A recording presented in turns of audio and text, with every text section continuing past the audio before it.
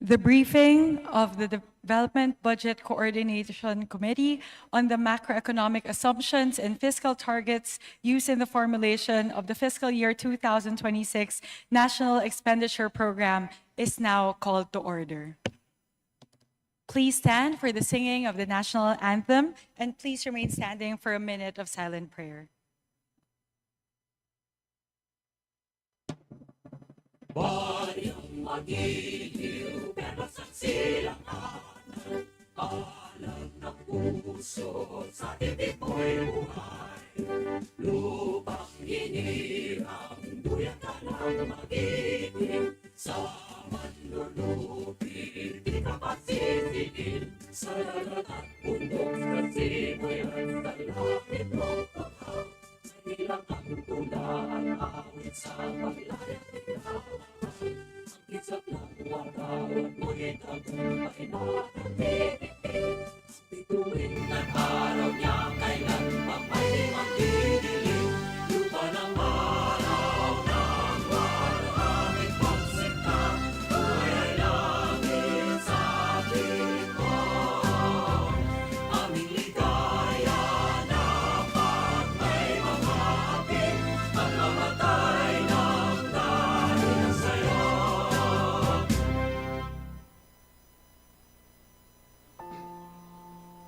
Panginoong Diyos, kami po ay lumalapit sa inyo ng may mapagpakumbabang puso.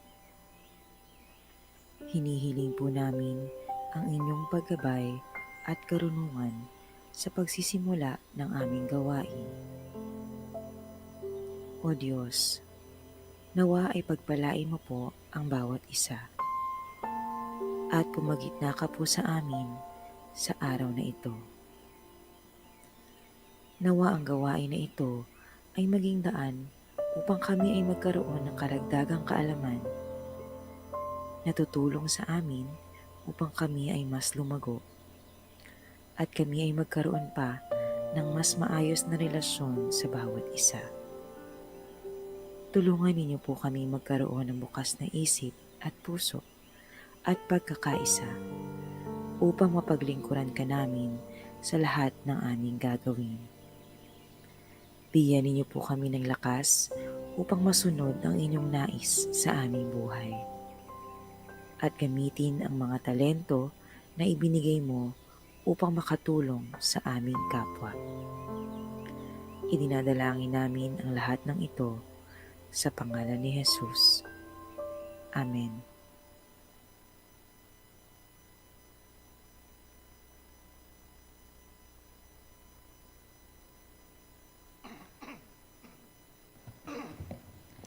Committee Secretary, please acknowledge the resource persons present here today. Thank you, Madam Chair. Good morning. May we acknowledge our distinguished guest this morning from the Special Assistant to the President for Investment and Economic Affairs, Honorable Frederick Go. Thank you, sir. And from the Department of Budget and Management, Secretary Amina Pangandaman. Undersecretary Janet Abuel, Undersecretary Rolando Toledo, Assistant Secretary Mary Ann de la Vega, Assistant Secretary Romeo Matthew Balangkit. And from the Department of Economy, Planning and Development, Secretary Arsenio Balisacan, Undersecretary Attorney Melbourne Pana, Undersecretary Rosemary Edelion, Undersecretary Joseph Capuno, Undersecretary Carlos Bernardo Abad Santos, Undersecretary Attorney Glenda Rumor, Assistant Secretary Claire Dennis Mapa of the PSA, and Assistant Secretary Reynaldo Cancio. And from the Department of Finance, Secretary Ralph G. Rector. Undersecretary Maria Lualhati Dorotan Tiuseco. Undersecretary Dumini Velasquez. Undersecretary Carlos Fermin Adriano. Undersecretary Charlito Martin Mendoza. Undersecretary Catherine Fong. Undersecretary Joven Balbosa. Undersecretary Rolando Tungpalan. Undersecretary Maria Edita Tan. Undersecretary Nino Raymond Alvina. Assistant Secretary Daniel Marie Reza Kulangen. And National Treasurer Sharon P. Almanza of the BTR. And from the BIR, Commissioner Romeo Lumagi Jr. And from the BOC, Commissioner Ariel Nepomuceno.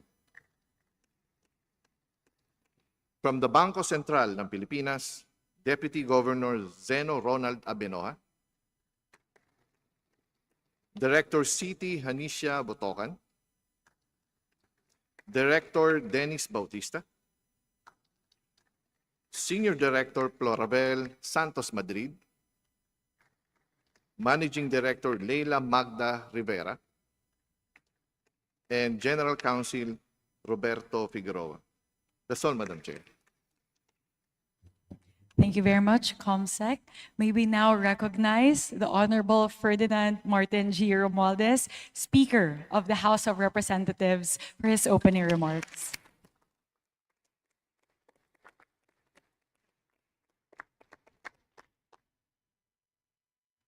Mga kasama ko sa Kongreso, mga miyembro ng Gabinete, at higit sa lahat, mga kabaybayang kong Pilipino. Magandang umaga po sa inyo lahat. Today, we open the Development Budget Coordination Committee deliberations. This is far more than a routine fiscal exercise. It is where the lifeblood of our nation, the people's money, is measured against the people's needs. Here in this august chamber, we commence the critical work of transforming vision into action, action into lasting progress. Just as every Filipino household plans its budget with care, we too must ensure that each peso deserves a meaningful purpose. Bawat piso ay may pinaglalaanan at bawat gastusin ay dapat may pakinabang sa tao. This is not merely a fiscal principle, it is a moral imperative.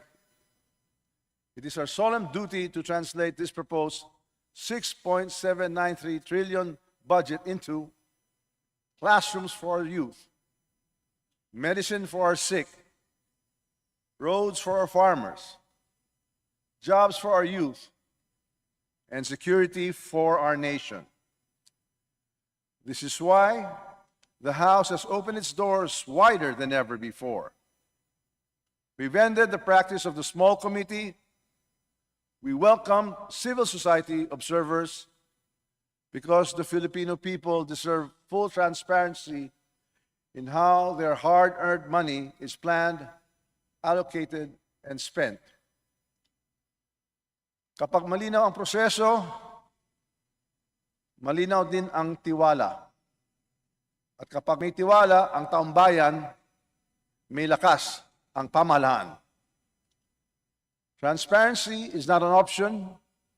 It is the cornerstone of democratic governance. But candor requires that we also confront the hard truths. Our economy continues to feel the effects of global uncertainty. Inflation weighs heavily on the poor. Our debts swollen by the pandemic must be managed wisely. Growth targets must inspire confidence not only in our people, but in investors and markets that watch us closely. That is why this DBCC is so vital. It is the crucible where assumptions are examined, where aspirations are tested against reality. The national budget is not merely an accounting ledger, it is a vision, It stands as the government's most important policy instrument, the blueprint that must bring to life President Ferdinand Marcos Jr.'s call for a bagong Pilipinas.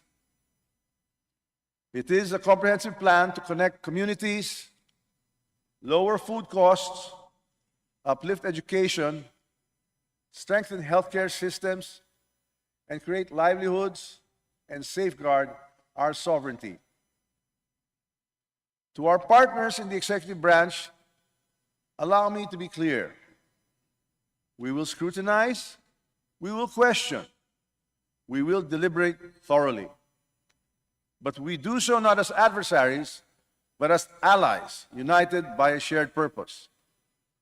For at the end of the day, at the heart of our collaboration lies a common goal: to deliver a better, more dignified life for every Filipino family.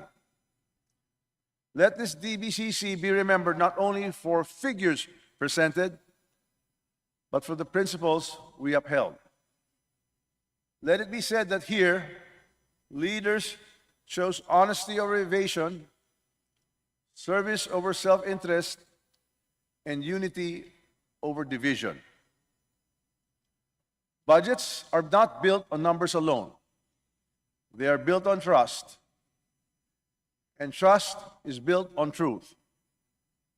If we honor the truth, this budget will not merely be a plan of government. It will be a covenant of hope with every Filipino. Maraming salamat.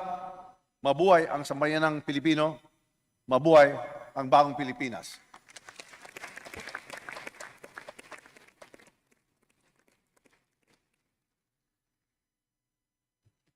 Thank you very much, Speaker. May I now request the indulgence of the body for the chairperson to deliver my sponsorship remarks, opening remarks. Sa aking mga kapwa mambabatas sa Kongreso, sa ating mga kasama mula sa Development Budget Coordination Committee, at sa ating mga kababayang nakasubaybay sa unang araw ng budget deliberations, magandang umaga po sa ating lahat. We envision the budget for fiscal year 2026 to be centered on the Filipino people, both in terms of one, expenditure priorities, and two, the budget process itself. This is why we fully support the framework laid out by the DBCC, which emphasizes human capital development in crafting the 2026 national budget by prioritizing investments in quality education, healthcare, and workforce upskilling. Sisiguraduhin po ng Kongreso na ang 6.793 trillion pesos na budget ng ating bansa ay pakikinabangan ng ating mga kababayan. Mararamdaman at makikita po ninyo ito. Mas maginhawang pagpapagamot, mas dekalidad na edukasyon at mga classroom, mas maraming dekalidad na mga trabaho, at mas magandang mga kalsada para sa mga magsasaka upang mas mapadali ang pagdala ng inyo pong mga produkto sa merkado. Nadidinig po natin ang panawagan ng ating mga kababayan na mas maging bukas ang proseso at magkaroon po kayo ng mas malakas na boses sa pagbuo ng budget. In response to our people's clamor, and in support of the call of President Ferdinand Marcos Jr. and of Speaker Martin Romualdez towards increased transparency and public participation in the budget process, we will enact major reforms. We will abolish the small committee, open the bicameral conference committee proceedings, and institutionalize civil society engagement in the budget process. Our commitment is firm. In this budget and in the years to come, we are bringing the Filipino back in the center of the budget process where you rightfully belong. Ang bawat piso ng budget na ito ay galing sa dugo at pawis ng mga Pilipino. Kaya magiging masusi po ang deliberasyon ng inyong Kongreso sa mga darating na buwan upang siguraduhin na ang bawat piso ay mailalaan para sa ikabubuti ng ating mga kababayan. To our partners in the executive branch, We look forward to working with you in crafting a budget that will be truly responsive to our people's needs and will unlock our country's full potential. To my colleagues in the House, we have a Herculean task in front of us, deliberating on our country's largest budget to date in the midst of implementing critical reforms that will challenge long-standing, decades-long practices. But while doubly arduous, I ask you to please join us on this journey because we are at a critical juncture. The work that we will be doing in the next months alone will be an important determining factor in safeguarding the Filipino people's faith in the budget process and in securing our country's economic future for generations to come. We need to do this for our country. We need to do this for the Filipino people. Maraming salamat po para sa Diyos at Bayan.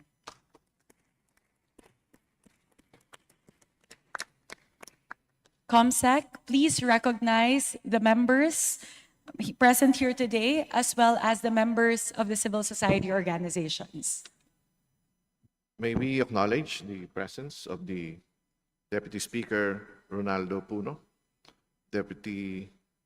Senior Deputy Speaker J.J. Suarez, Majority Leader Ferdinand Alexander Marcos, Senior Vice Chair Abet Garcia, Deputy Majority Leader Jan Baronda, Deputy Speaker Faustino D., Senior Deputy Minority Leader Edgar Erice, Deputy Minority Leader Antonio Tino, Deputy Minority Leader Percy Sendanya, Deputy Minority Leader Sergio Dago, Deputy Majority Leader Munir Arbison Jr., Deputy Speaker Yaser Balindong, Deputy Minority Leader Leila de Lima, Deputy Majority Leader Bong Tebes, Deputy Majority Leader Marlene Agavas, Deputy Majority Leader P.M. Vargas, Deputy Majority Leader Howard Ginto, Vice Chairpersons Rufus Rodriguez, Vice Chairpersons Brian Poe, Jose Alvarez, Monique Lagdameo, Roger Mercado, Agustina Dice Tina Pancho, Joseph Tan,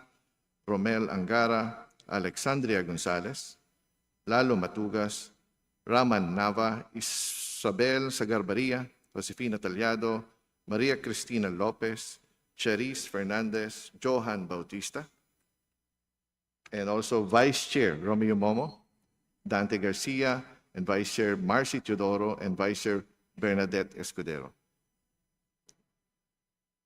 And for the members, Representative Nico Daza, Rolando Valeriano, Jojo Ang, Nathaniel Aducado, Agatha Cruz, Chel Jokno, Maria Isabel Arenas, Arlene Ayon, Audrey Suviri, Miro Kimbo, Salvador Plato, Joseph Yu, former President Gloria Macapagal Arroyo, Representative Celso Regencia, Representative Ferdinand Beltran, Representative Rene Cu, Representative Florabel Yatco, Eleanor Bulot Begtang, Saldi Villa, Antolin Oreta, Lynette Fereng, Lenabel Villarica, Linabel Copilar, Nelson Legacion, Doris Maniquez, Mark Anthony Santos, Ricardo Cruz, Iris Montes,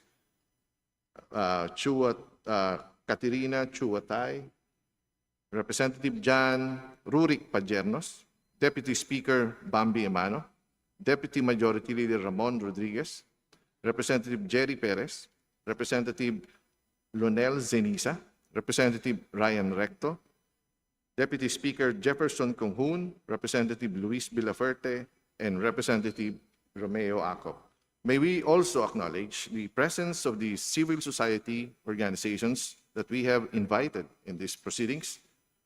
From the Campaign for Tobacco-Free Kids, Maxine Tanya Hamada. From the Center for Youth Advocacy and Networking, Humphrey Soriano.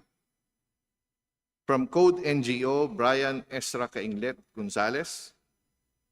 From the Commuters for Change, Giselle Manuel. From Health Justice, Ralph de Golacion.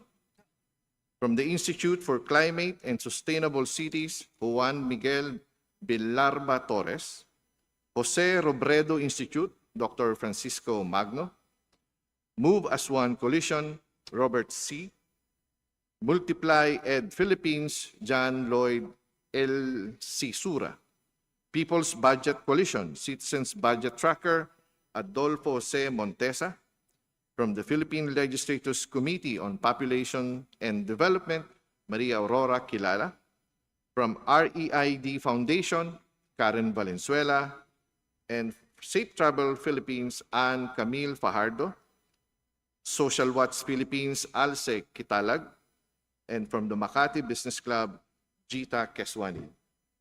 And may we also acknowledge the entire DBCC family, the support staff. Good morning to all of you. That's all, Madam Chair.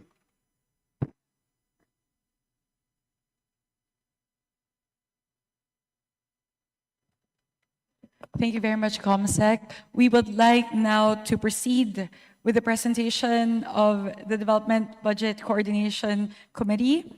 May we now start with the Bangko Sentral ng Pilipinas. Madam Speaker. May we now recognize Deputy Governor Zeno Ronald Abenoja for the presentation. Madam Speaker.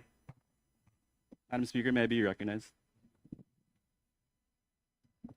The chair recognizes Honorable Daza. Madam Speaker, Chair, sorry.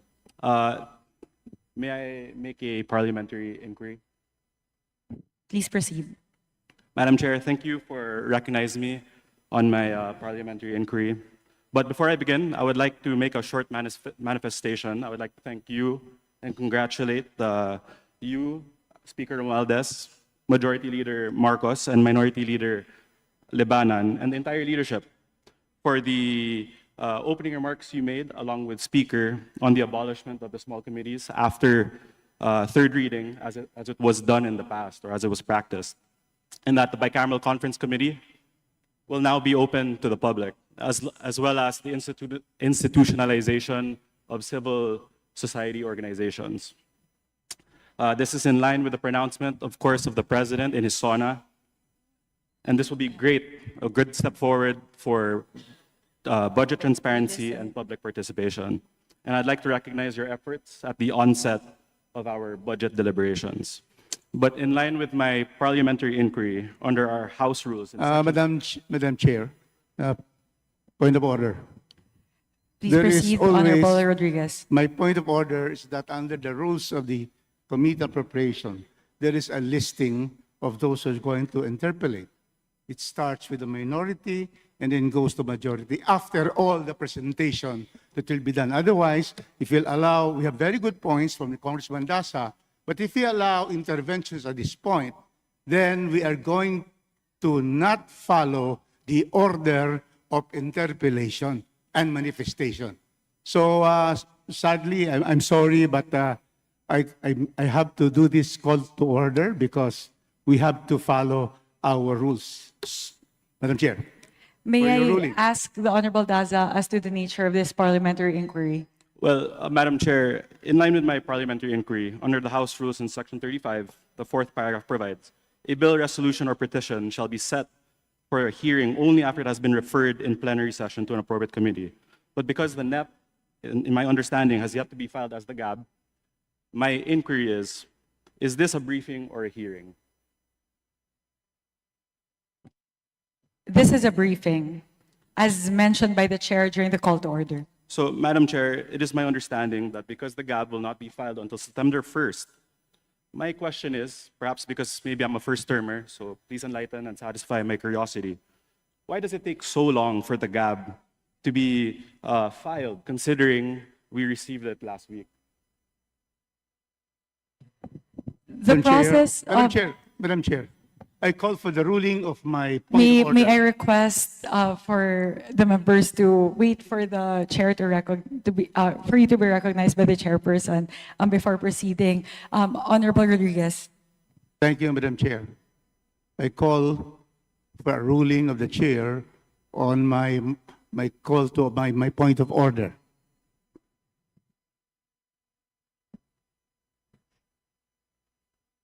Madam Chair, may I also raise a point of order now?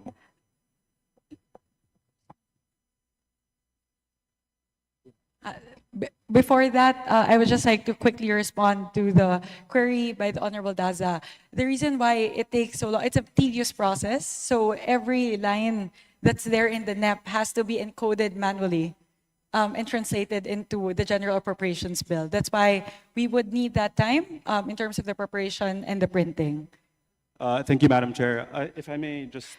Before you proceed to your next point, may I recognize the Honorable Deputy Speaker Ronnie Puno. Yes, I just want to ask, since we're already talking points of order and parliamentary inquiries, has this converted already into a committee hearing instead of a briefing?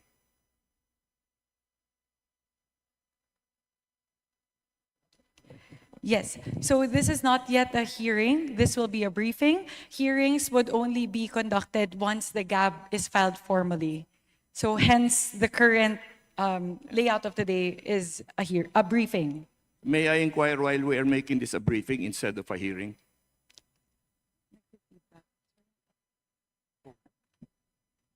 Sorry, there's feedback, so we're unable to hear the queries. If I may request the Honorable Puno to Yes. kindly reiterate. Thank you, Madam Chair. I was just inquiring why this is a briefing instead of a hearing. Yes, because hearings are only allowed once the GAB has been formally filed, but we are allowed to conduct briefings prior to the filing of the GAB, especially since the nature of today's hearing pertained to the BESF, which is a prerequisite for the filing of the GAB. But I understand from the rules, Madam Chair, that the Speaker can waive the 5-day requirement and allow a hearing to begin conducted immediately. I am just at a loss as to why we're having a briefing instead of a hearing, and then later on in the proceedings, we will then convert this briefing into a hearing, while we can just make this a hearing from day one. The determining factor at the moment is the filing of the GAB. Given that the GAB is not yet filed, we are unable to turn this into a hearing despite the waiving of the 5-day rule, because the GAB will be filed in a week or so. So we cannot conduct hearings on the GAB given that the GAB has not been filed. And subsequently referred to the Committee on Appropriations. Yeah, I don't want to belabor the point, but I really don't understand why it has to be a briefing instead of a hearing.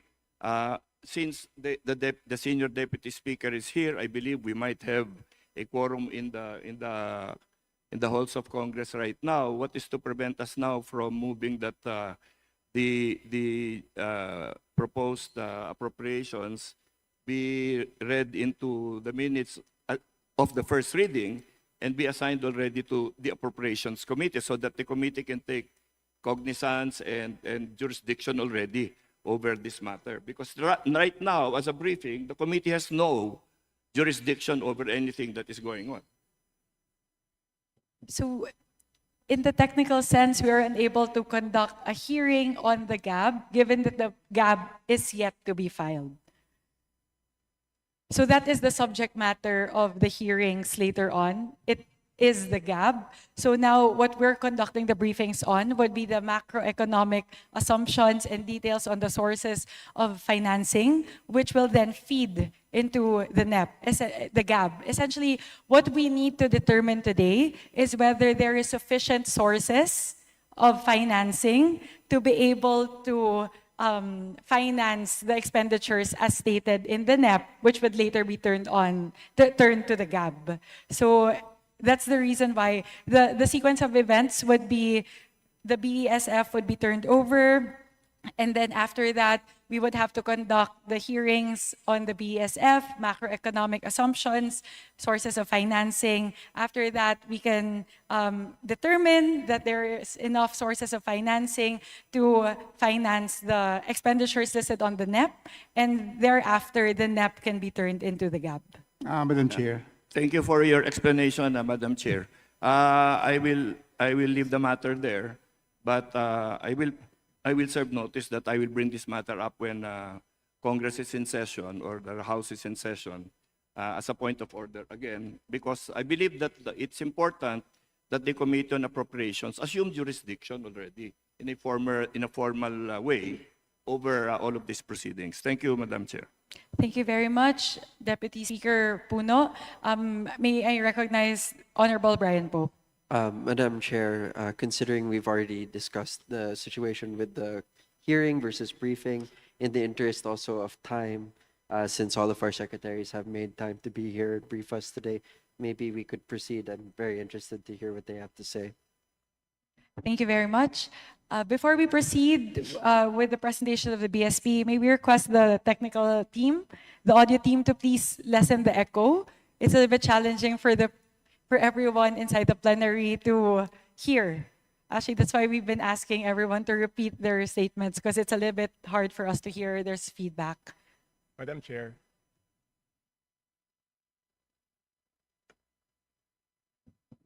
Yes, Honorable Chanco. Madam Chair, I think you have to rule on the point of order of the Honorable Rodriguez unless he withdraws his motion. The ruling of the chair is we will proceed today as a briefing, not a hearing. Okay, thank you very much. But I would just like to clarify that the sequence is, as Honorable Rodriguez remembers, and I hope we modify it. I hope we sustain it. Is it minority, independence, and then majority, right, Honorable Rodriguez? We agree with that, and that is why there's a listing here, and there is the minority, there is an independent group, and we have the majority, and then it will be alternating. But Yes. always starting with the minority, then the independent, Madam Chair, and then the majority. But we have to proceed already. Yes, thank you. Otherwise, if we allow parliamentary inquiry, questions and suggestion manifestation, then we cannot really start the hearing. The reason why this is a hearing, Madam Chair, is because the GAB has not yet been filed by our rules and referred to our plenary. There's nothing to hear. But because of the lack of material time, and we want to finish this budget for the development of our country, this will just be a briefing because there can be no hearing. There's no general appropriations bill filed yet and referred to the on first reading to the committee. After it is filed on September 1, then we go into the hearing itself. But what happens now? The same banana. What happens now? There will be presentation, there will be interpellations up to August 31, and then we have September 1. But we are going to adopt in the committee the briefing here to be converted to a hearing once we already have this GAB, General Appropriations Bill, already pending in the plenary and already called by first reading. Thank you, Madam Chair. Thank you very much. The last point that we will say about this matter is that the proper sequence is clear. First is the submission of the BESF. Second is the briefing and deliberations on the financing framework and aggregate expenditures. Third is the filing of the GAB. Fourth is the detailed deliberations of the NEP only after the GAB is formally referred to the Committee on Appropriations. I would also like to assure the Honorable Chanco that we will follow that sequence in the interpellation. So we'll start with the minority, then independent, and then majority. May I now proceed with the presentations? I would like to recognize the Honorable Deputy Governor of the Bangko Sentral ng Pilipinas, Deputy Governor Zino Ronald Abinoja, for the presentation. Thank you, Madam Chair. Good morning, Honorable Congressman, Honorable House Speaker Representative Martin Romualdez, Honorable Chair of the Committee on Appropriations, Micaela Swansing, and Honorable Representatives present at today's briefing. Good morning to all of you. It is my privilege to present our assessment of the monetary, financial, and external sector performance of the country, as well as the macroeconomic assumptions behind the proposed national government budget for the fiscal year 2026. The Bangko Sentral ng Pilipinas is a resource institution. Madam Chair, point of order. Well, May I, before I Parliamentary recognize the Honorable Tino, would it be possible, let's just let the BSP finish their presentation Madam first. Chair, my point is that in briefings, it is customary for the head of agency to make the presentation but I do not see the governor of the Bangko Sentral here to make the presentation. And we have not heard an explanation either, Madam Chair. So we received last August 15 a letter from the governor of the Bangko Sentral ng Pilipinas, Governor Eli Remolona Jr., requesting to be excused from today's DBCC briefing, as this coincides with the second high-level bilateral meeting between the Bangko Sentral ng Pilipinas and the National Bank of Cambodia. So this meeting was finalized last July 10, 2025, before we even convened for the first regular session of Congress, and it is scheduled to be held today. So given that this is bilateral in nature between two central banks of two countries, the committee and the House leadership decided to allow Governor Remolona to be excused from today's hearing. Thank you, Madam Chair. Yes, but the chair recognizes that it is customary for the heads of agencies to present during the DBCC. Deputy Governor Abenoja, please proceed. Thank you, Madam Chair. So we will provide a briefing as a resource institution of the DBCC. Let me start by looking at the performance of the Philippines in terms of inflation. If you look at inflation, inflation is cooling down in the past few months. If we can recall, inflation increased right after the Russia-Ukraine crisis. It reached a peak of 8.7% 2 years ago, January and February of 2023, and that was caused mainly by the uptick in energy inflation as well as subsequently food inflation. But since then, inflation has gone down steadily. And we point here 2 points, Madam Chair. First, food inflation, the green part of the bar charts that I am showing, has gone down in recent months. In fact, it has reached negative inflation, year-on-year inflation, in some months in the second quarter of this year. A second point, Madam Chair, energy inflation has also come down. So both these two important aspects of inflation has moderated and facilitated this reduction in our inflation. But perhaps the second point is equally important. The blue bar refers to the core inflation. And this is what we call the underlying pressure on inflation. And that is important because it is that portion of inflation that has more meaning in terms of the inflation outlook moving forward. If core or underlying inflation is going down, then we have additional source of comfort that price pressures may moderate moving forward. Now, if we go to the next slide, what do we see exactly on the part of the BSP on where inflation will be in the coming months?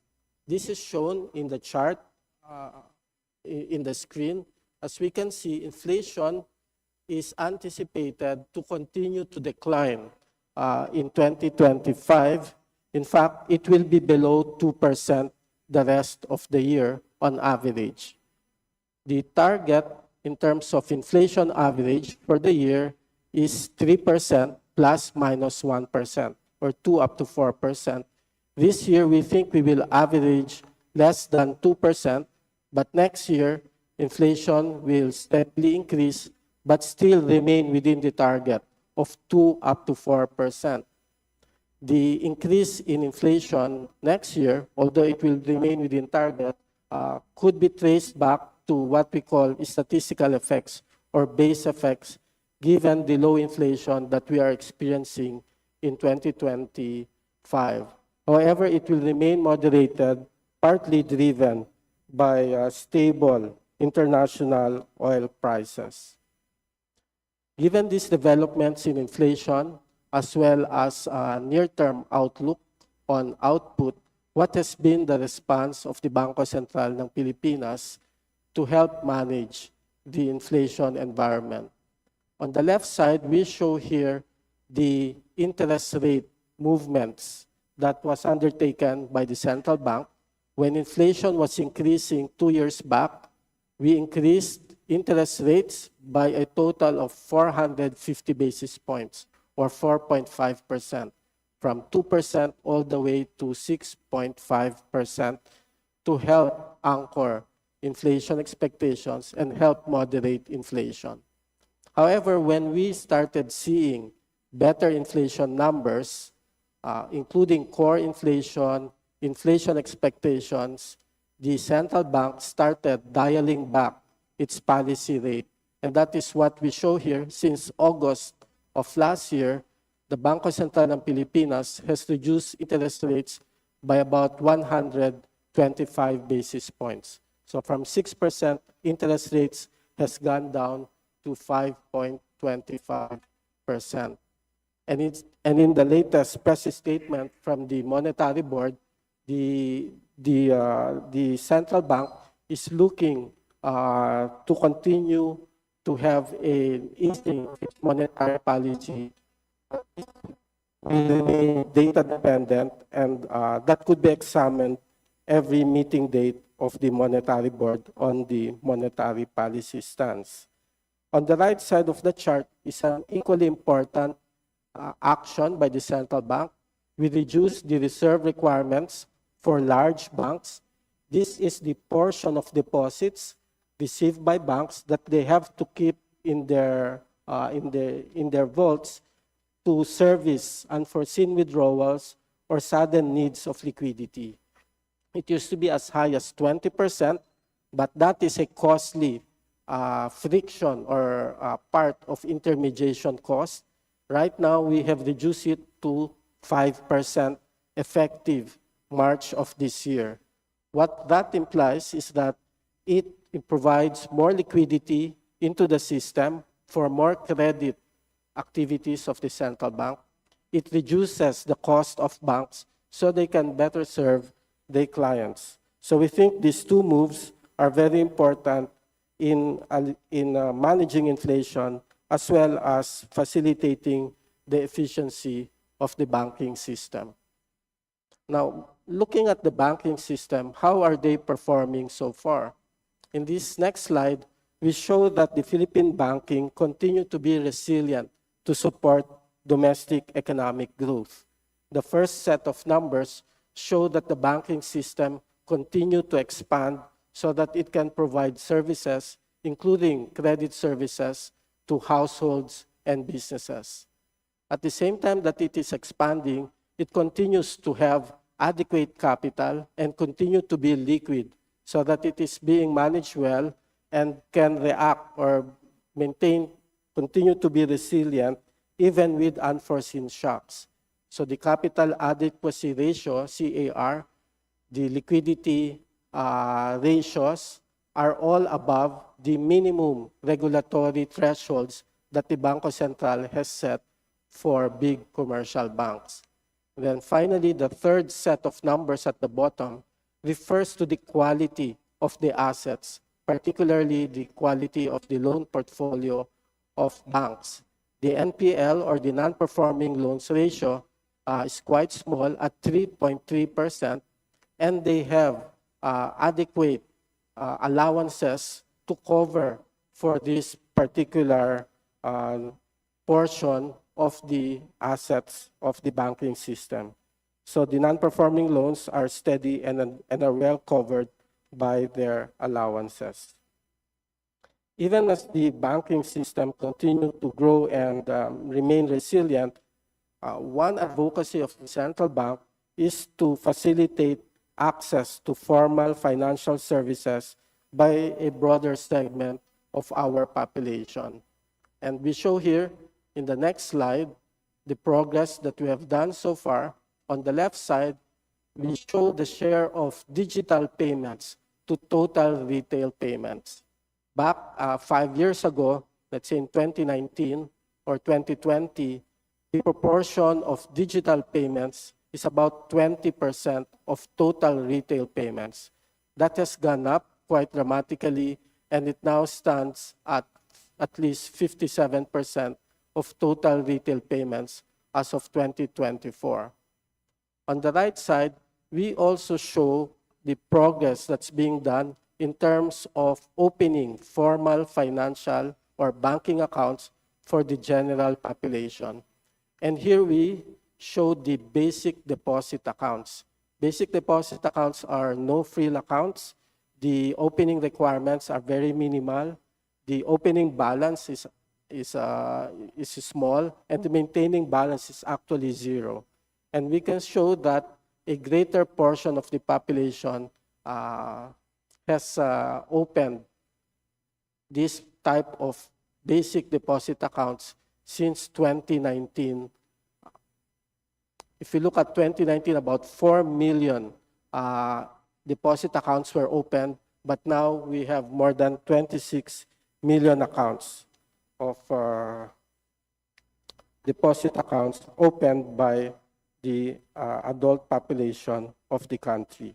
So overall, we think that the banking system remains resilient and continue to provide more resources, more services to a broader segment of our population. And we will continue to do so moving forward, Madam Chair. If you look at the external transactions of the Philippines, we show in this slide two charts, Madam Chair. On the left side is the summary of our trade transactions.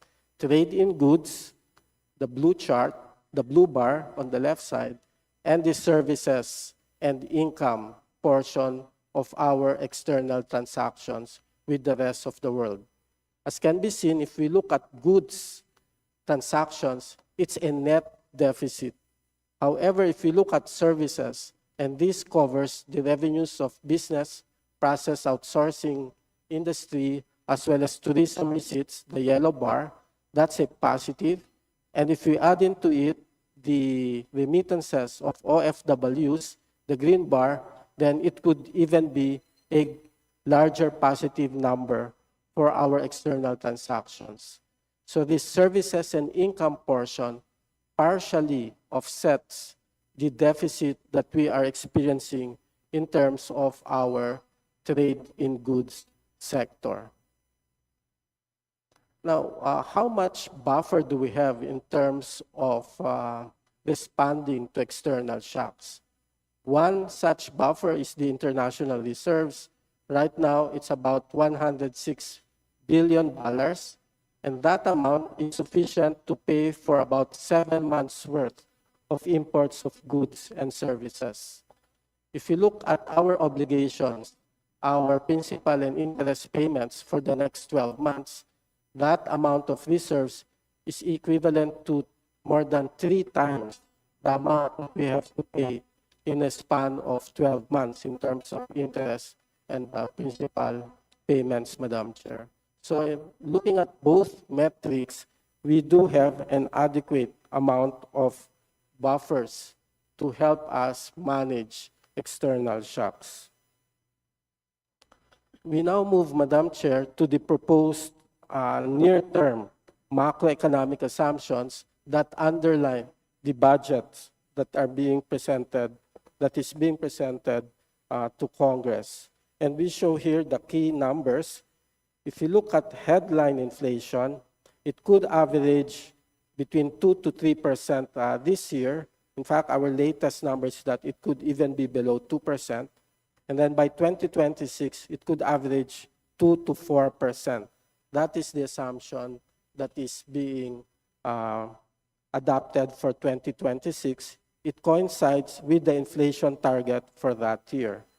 For Dubai crude oil prices, it's about $60 to $70 per barrel.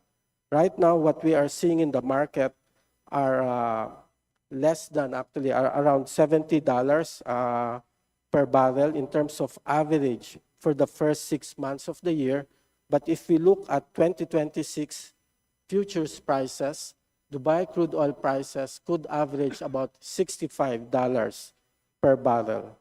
In terms of exchange rate, the assumption is that it could hover within the range of 56 pesos to 58 pesos to $1. In terms of 1-year T-bill rate, it could average this year, 2025, at 5 to 6%. And so far, the average for the first 7 months of the year is at 5.7%. For next year, interest rates could go down, could average between 4.5 to 5.5%. That could reflect the decline in inflation as well as the decline in interest rates in central banks, including the Philippines. And that is also the narrative behind the international interest rates. We show here what is called the secured overnight financing rate for 6 months. It's a benchmark interest rate for the international financial markets. This year, we think it could average about 3.5 to 4.5%. So far, for 7 months, it's at 4.2% average.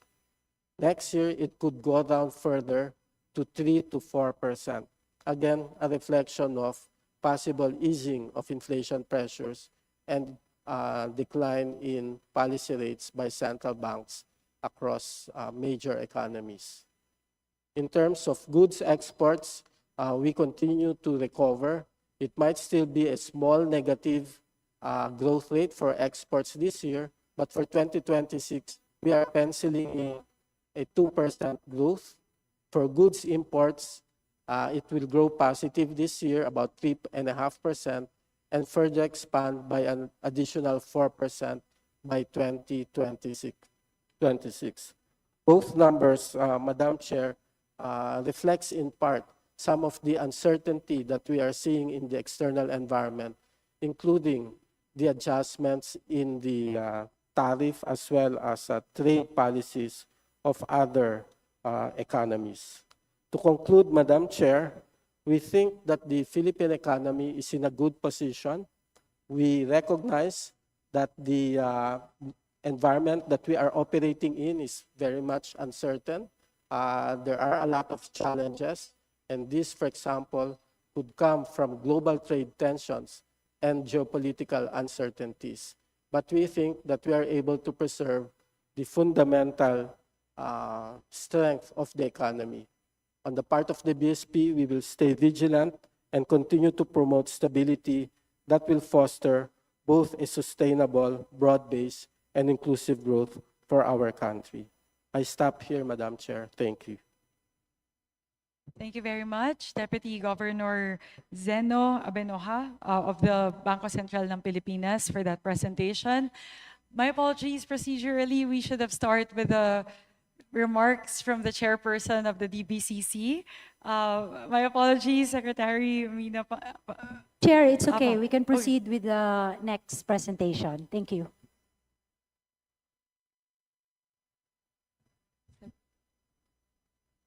Thank you very much, Secretary Amina Pangandaman. We'll reserve, I guess, the remarks of the DBCC chairperson alongside the presentation of the DBM later on. May we now move to the next presentation from DepDev. May I now recognize Honorable Secretary of the Department of Economy, Planning and Development, the Honorable Arsenio Balisacan.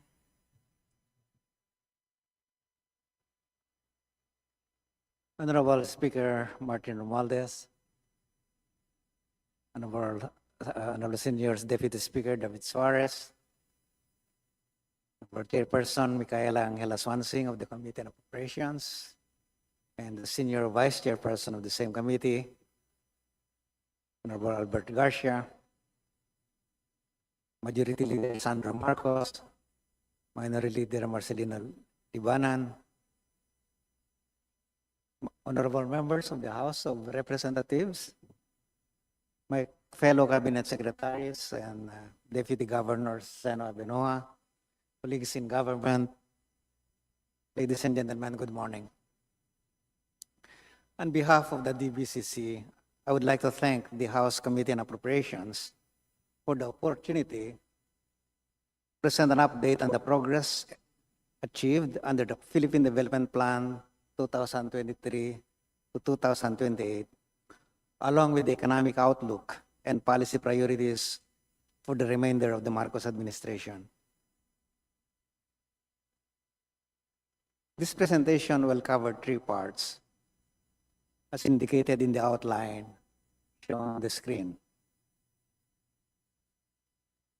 Allow me to begin with the socioeconomic context and what we have achieved so far. Launched in December 2022, the PDP 2023 to 2028 serves as our nation's medium-term development roadmap. It outlines the strategies, programs, policies, and legislative priorities that must be implemented for us to achieve our development goals. As a document produced after the COVID-19 pandemic, the PDP aims to reinvigorate job creation, accelerate poverty reduction, and steer our economy back on a high growth path toward a prosperous, inclusive, and resilient society. The plan is framed by the Marcos administration's 8-point socioeconomic agenda and anchored on the Filipino people's long-term vision, the Ambition Natin 2040. The PDP aims to drive comprehensive transformation across the social and economic sectors while strengthening the enabling environment, our institutions, regulatory and policy frameworks, and the physical infrastructure that supports them. The table shown on the screen summarizes our progress over the past 2 years. The economy grew by 5.5% in 2023 and 5.7% in 2024. Among the fastest in emerging Asia, despite various global and domestic headwinds. Our per capita gross national income increased from about $4,000 in 2022 to $4,470 in 2024 US dollars. Growth has been accompanied by stronger labor market outcomes, with unemployment falling and the share of wage and salaried workers rising. Most importantly, poverty incidence dropped to 15.5% in 2023, lifting 2.4 million Filipinos above the poverty line. These gains rest on solid macroeconomic fundamentals. After spiking in 2022, headline and food inflation eased, as shown earlier by our Deputy Governor, thanks to targeted supply and demand-side measures. Fiscal indicators, including our deficit to GDP and debt to GDP ratios, remain broadly within sustainable levels. We also advanced in innovation governance, as reflected in our improved ranking in the Global Innovation Index. Allow me now to put these outcomes into perspective and provide some context. The Philippine economy has experienced robust growth over the past 15 years, with GDP growth averaging between 6 to 7%, with the exception of the sharp contraction we experienced in 2020 due to the COVID-19 pandemic. Most recently, GDP growth has averaged about 5.4% in the first half of 2025, still among the fastest in emerging Asia, demonstrating our economy's resilience and stability despite the uncertainties prevailing in the external environment.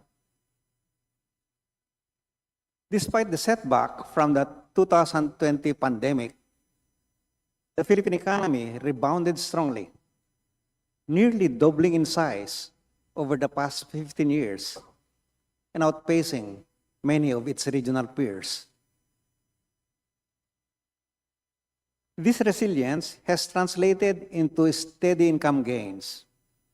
Our per capita GNI continues to rise, bringing us closer to crossing the World Bank's upper middle income threshold. We are poised to reach this milestone within the PDP period, possibly even this year. Our growth story has attracted international attention, strengthening investor confidence. Over the past 3 decades, net FDI inflows have grown significantly, helping us narrow the gap with regional peers. From January to May 2025, net FDI reached $3 billion, mainly from Japan, the United States, Singapore, and South Korea. While this is lower than last year, the moderation reflects global uncertainties and more cautious investor sentiment. Economic expansion has translated into more and better jobs. Since the first half of 2022, about 4.1 million jobs have been created. Unemployment fell from 6% in 2022 to 4.2% in 2025, while underemployment improved modestly. These figures demonstrate that growth is translating into real opportunities for Filipino people, Filipino workers. Stronger growth and better labor outcomes have delivered meaningful poverty reduction. Poverty incidence fell from 18.1% in 2021 to 15.5% in 2023, exceeding our target and lifting millions of Filipinos above the poverty threshold. Encouragingly, progress is consistent across different norms or standards for poverty assessment, underscoring that we are moving in the right direction. It is equally heartening that the poorest households have recently experienced faster income growth compared to higher income groups. This has reduced income inequality, as shown in the declining Gini index, a broadly measure of inequality, signaling that economic growth has become more inclusive and its benefits are reaching more Filipinos. Still, sustaining long-term growth requires diversifying beyond consumption and services, our primary growth pillars. Agriculture and industry continue to face structural challenges, which we must address to reinforce our economic drivers and generate higher quality jobs. Another challenge is the concentration of economic activity in Mega Manila. That's Metro Manila plus Calabarzon and Central Luzon. While most regions have grown faster than the national average, Mega Manila still accounts for more than half of GDP. Achieving balanced, resilient, and more inclusive development requires diversifying our growth engines across the country. To address these challenges, infrastructure development remains a cornerstone of our strategy. Public investments averaged 5.8% of GDP between 2022 and 2024. Projects such as the Pangil Bay Bridge and the Plaridel Bypass have been completed, while more than 200 flagship projects are ongoing or in the pipeline. These investments are critical to connectivity, resilience, and inclusion. In implementing the PDP, we have made significant progress. At the same time, we also encountered many challenges and roadblocks as the global landscape rapidly shifted and evolved. This year, we undertook a review of the plan. This exercise, undertaken in coordination with various government agencies, aimed to assess the current state of the Philippine economy, identify remaining gaps and lessons learned, and chart priorities moving forward for the remaining plan period. Over the last 3 years of PDP implementation, we have learned several lessons. First, strong macroeconomic fundamentals are indispensable. They enable our economy and our people to withstand various geopolitical, environmental, and technological shocks. Second, responding to these headwinds and skillfully navigating these global megatrends requires strategic, evidence-based, and agile policymaking and actions. Third, robust partnerships across various levels of governance between national and local governments, between the executive and the legislative, between the public and private sectors, and between the Philippine government and its international partners are indispensable toward obtaining effective and meaningful results. Finally, as President Marcos has mentioned in his State of the Nation address, progress is meaningless if ordinary people or ordinary Filipinos do not feel it. Hence, we must prioritize our actions and create impact where people feel it the most. Drawing from these lessons, we are determined to use the remaining years of this administration to fast-track and deliver the transformation agenda with greater urgency. Despite global uncertainties, our targets remain broadly on track. We have recalibrated our GDP growth rates, even as we stay on course to reach upper middle income country status within the planned period. Halfway through 2025 and looking ahead of 2026, multilateral institutions such as the IMF, World Bank, ADB, and AMRO project the Philippines to remain among Asia's fastest growing economies. Fiscal discipline remains central, with debt and deficit to GDP ratios projected to decline further.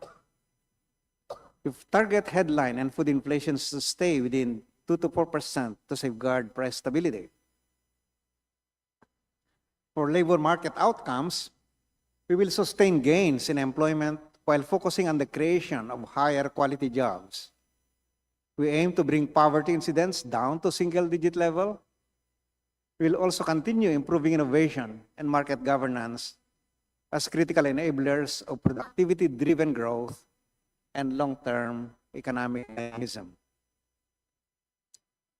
We will use our policy instruments to keep prices low and stable, maintain healthy financial markets, consolidate fiscal gains, and enhance spending efficiency. Meanwhile, we will strengthen our investment ecosystem by deepening trade linkages, boosting the competitiveness of our local industries, and equipping our workforce with the skills to thrive in an AI-driven global economy.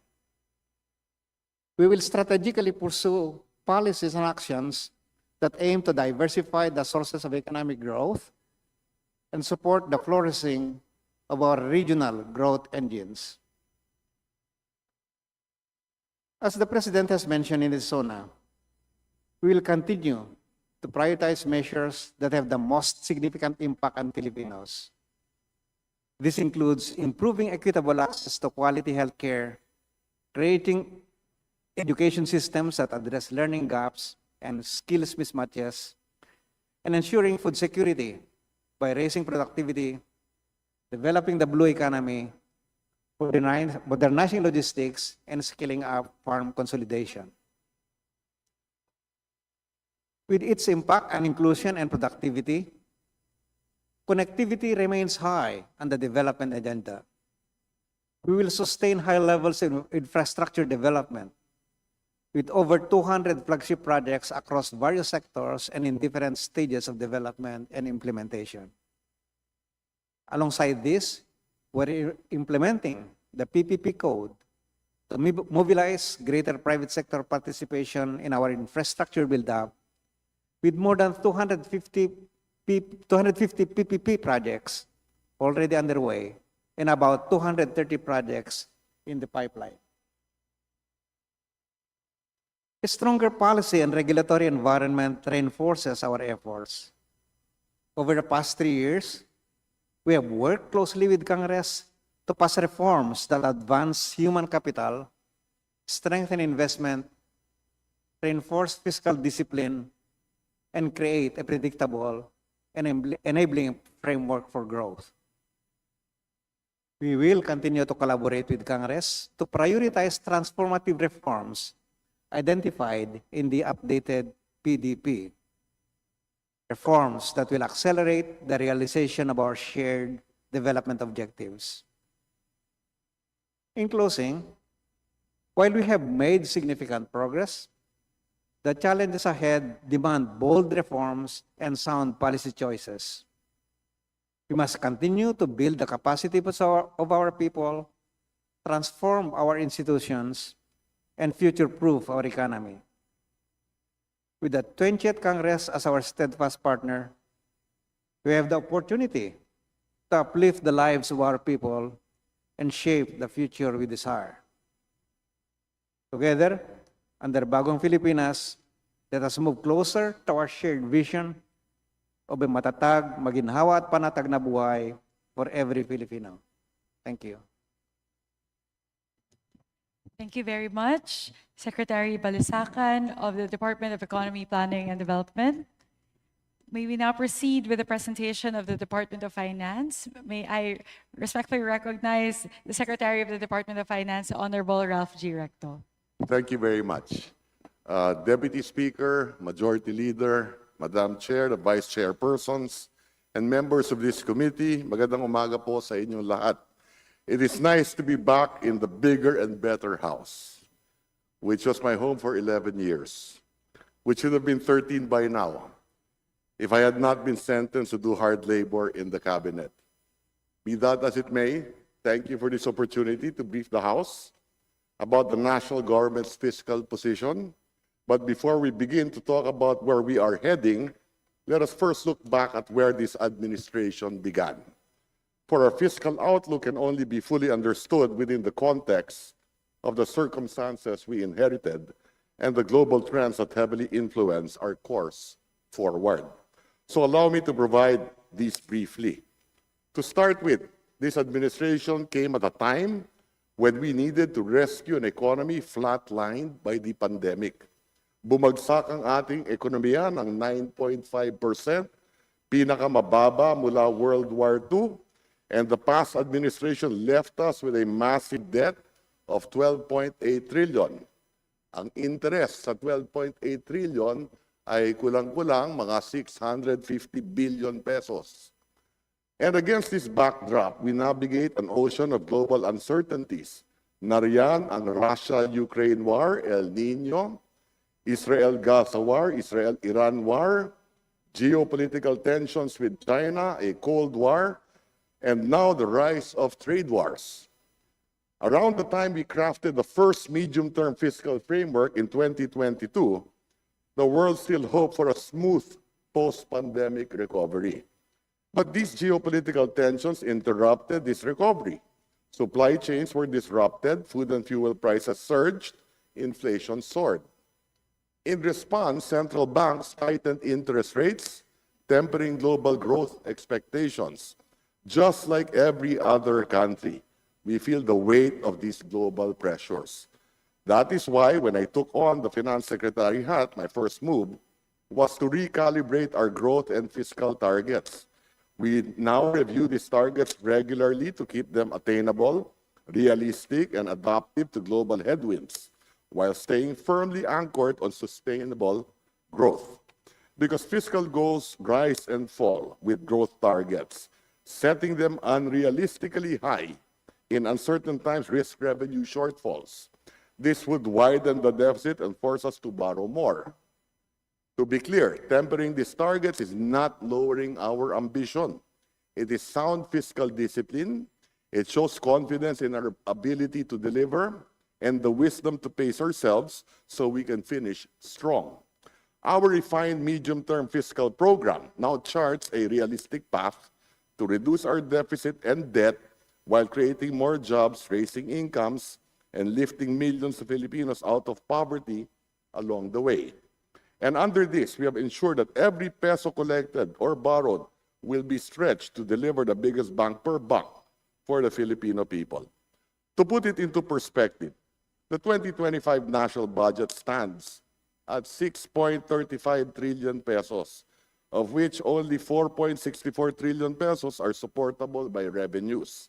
Ibig sabihin, ang gastusin ng gobyerno ay aabot sa 17.4 billion piso kada araw, but only 12.72 billion pesos per day will be financed by revenue collections, Monday to Sunday, every 24 hours, kada 24 na oras. So against this Herculean task of funding a gargantuan budget, we needed to scout for more resources without inflicting new taxes or bequeathing debts to be paid by future generations. And that is why the DOF hiked GOCC's dividend rates to 75% from 50%, which is now one of our major sources of non-tax revenues. And that is why we are privatizing more underutilized government assets. The BIR and BOC have also stepped up with higher collection performances through digitalization, strict enforcement, and plugging of leakages in the tax system, especially from e-commerce.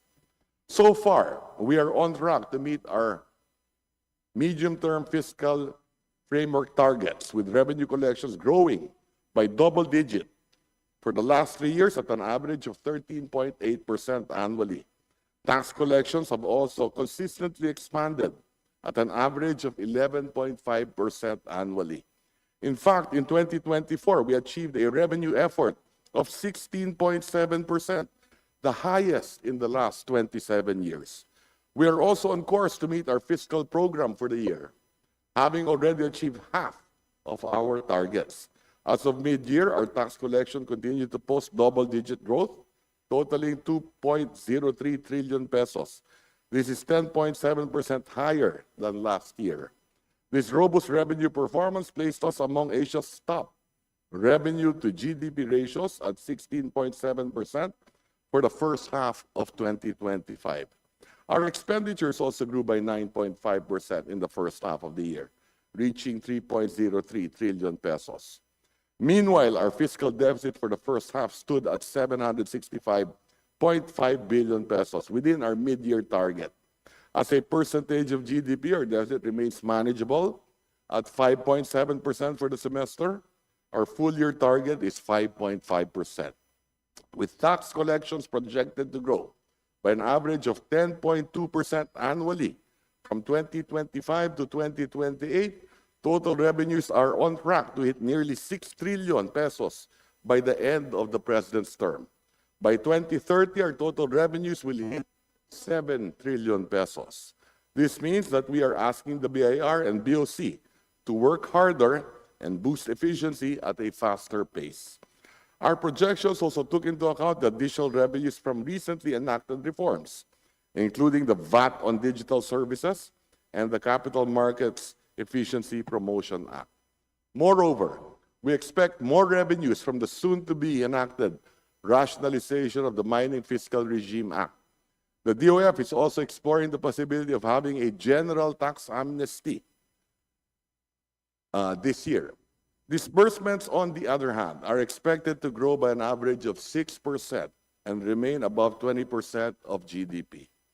With higher government revenue collections and improved expenditure management, our fiscal deficit is projected to drop from the pandemic high of 8.6% in 2021 to 5.5% in 2025 and down to about 4% by 2028. It will further drop to around 3% by 2030. And crucial to this is ensuring that we prevent wasteful expenditures. That is why we fully support the President's directive to closely scrutinize the national budget. We prepared the National Expenditure Program with the President to ensure that the projects to be funded in 2026 have the highest multiplier effect. For instance, we are allocating 5 to 6% of GDP for infrastructure spending, 4% of GDP to education, and roughly 4% of GDP to health, agriculture, and social welfare to uplift the lives of Filipinos. In the DOF, we always champion two crucial principles. Una, ikalkula na mabuti ang revenue target. Kasi ang expenditures ay hindi naman open bar sa isang restaurant. Tapos ang bill ibibigay sa tax collecting agencies. Pangalawa, spend taxes well. Because if we demand a receipt for goods sold, the people are also entitled to the resibo of government projects financed by the taxes they paid. For good spending is the best way to encourage tax compliance. People are naturally resistant to taxes, but their tax obedience can be won if they will see how the taxes they paid are spent for the right things at the right price, by the right agency, at the right time. And that is exactly what this administration is doing, putting every peso where it matters most: education, health, agriculture, and infrastructure, and digital connectivity. These investments will create more jobs, raise incomes, and pull more Filipinos out of poverty. We also continue to manage our debt according to the highest standards of fiscal discipline, for we are very vigilant not to max out the Philippine National Credit Card. What people need to understand is that when the Marcos Jr. administration took over in 2022, minana po namin ang 12.8 trillion pesos na utang ng mga nakaraang administrasyon. And we are still repaying these large debts incurred during the pandemic while continuously investing in our people. And even with this, we are making improvements on our debt matrix. If you compare it with our neighbors, our debt is relatively lower than that of most countries in Asia. Japan's total debt is at 485 trillion pesos. Singapore at 53.6 trillion pesos. South Korea at 46.89 trillion pesos. Indonesia at 31 trillion pesos. And Thailand at 17.73 trillion pesos. We're also in the middle of the pack in terms of our national government debt and general government debt to GDP ratios, which calculate our ability to pay. About 69% of our outstanding debt is domestic. Kaya hindi po kayo dapat mabahala dahil utang na ito galing po sa sarili natin. Ibig sabihin, karamihan ng interes ng ating binabayad ay napupunta rin lang bilang dagdag na kita ng ating mga kababayan. We are also strategically favor long-term obligations to reduce our resilience on short-term debt. Currently, long-term debts constitute about 82% of our total debt portfolio. We will continue to adopt an 80-20 borrowing mix in favor of local sources to take advantage of domestic liquidity and mitigate foreign exchange risk. Overall, we will make sure that the economy will continue to outgrow the country's debt. This will ensure that we have the ability to pay for our obligations. If we strictly adhere to our medium-term fiscal program and maintain disciplined and efficient spending, the size of the Philippine economy is projected to reach 42.6 trillion pesos by 2030, while keeping our debt at 24.7 trillion pesos, equivalent to 58% of GDP. This is well within sustainable levels. And you have every reason to be confident that we are managing our obligations prudently, that our financing strategy is clear. In fact, global credit rating agencies affirm this. This is the reason why we earned a credit rating upgrade from RNI, an outlook upgrade from S&P, and consistently high grades from other international agencies. They see what we are seeing: strong macroeconomic fundamentals, prudent debt management, high growth potential, moderate debt burden, and a stable banking system. They know our growth story is strong, our fiscal consolidation is working. We are determined to stick to our medium-term fiscal program by exercising the highest level of fiscal prudence. As I wrap up my presentation, let me assure the honorable members of the House of Representatives that we are on track with our fiscal consolidation plan across the board. We are making good, steady progress on our economic goals. And the impact of our policy decisions is now being felt. Around the world, inflation is expected to average 4.2% this year. But in the Philippines, we already brought it down to just 0.9% in July. This is the direct result of our whole-of-government approach to address high food prices. The global economy is forecasted to grow by only 3% this year, but the Philippines is set to expand at least almost twice that pace, keeping us among the fastest-growing nations in the world. In fact, for the last 3 years, since President Marcos Jr. took office, we grew at an average of 5.9%, among the fastest in Asia. And if we can grow by 6% to 7% annually for the next decade, we will be able to double the size of the Philippine economy. Ibig sabihin, ang kinikita ng bawat Pilipino, dodoble din. Now, I'd like to draw your attention to this slide because it explains a lot of what we are dealing with today. Considering the heavy debt we inherited, the higher policy rates, and the global headwinds from geopolitical tensions and trade wars, we are still growing at a respectable 5.9%. This is the highest among the past administrations, second only to the Aquino, the third administration, which started with a lighter debt load. We're also creating more jobs than ever before. Since we took off over in 2022, we have created roughly 6 million jobs on average, the highest compared to the past administrations. From just 33 million employed in 2006, we now have a record 50.5 million Filipinos at work as of June, and 31.8 million of them have formal, stable jobs. Both unemployment and underemployment are also on a steady decline. These are clear signs that job quality is rising. But we will not rest until we provide more high-quality paying jobs for our people. As opportunities grow, so too does our consumer market, our people's quality of life, and our fight against poverty. In 2023, we have already lifted 2.5 million Filipinos out of poverty since the pandemic. And we will make sure to lift 8 million more Filipinos out of poverty by the end of the President's term. This means dropping our poverty rate to single digits or 9%. This is the be-all and end-all of our efforts, as this is the definitive indicator that our growth has translated into real improvements in the lives of Filipinos through more and better jobs, higher levels of education, and healthier lives. But we cannot achieve this all on our own. Kailangan po namin ang tulong, gabay, at suporta nyo sa Kongreso. To the honorable members of Congress, we are already seeing the bagong Pilipinas we promised, and it will not be built by plans alone, but by the budget you will pass in this chamber.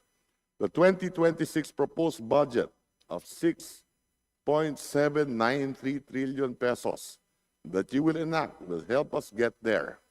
So let's ensure that it is a budget that works as hard as the people who fund it, the taxpayers. As we begin the deliberations for the NEP, let us all together carefully choose projects in the budget that deliver the biggest growth and economic benefits for our people. Let us operate within the parameters of the medium-term fiscal program that reduces our deficit and debt gradually, creates jobs, increases income, and decreases poverty. And above all, let us never lose sight of our core mission to deliver on the promise of a better life that every Filipino rightfully deserves under Bagong Pilipinas. And so when history looks back, it will see that the Marcos Jr. administration left the country in a better shape, stronger than we received it. Maraming salamat po at mabuhay ang Bagong Pilipinas.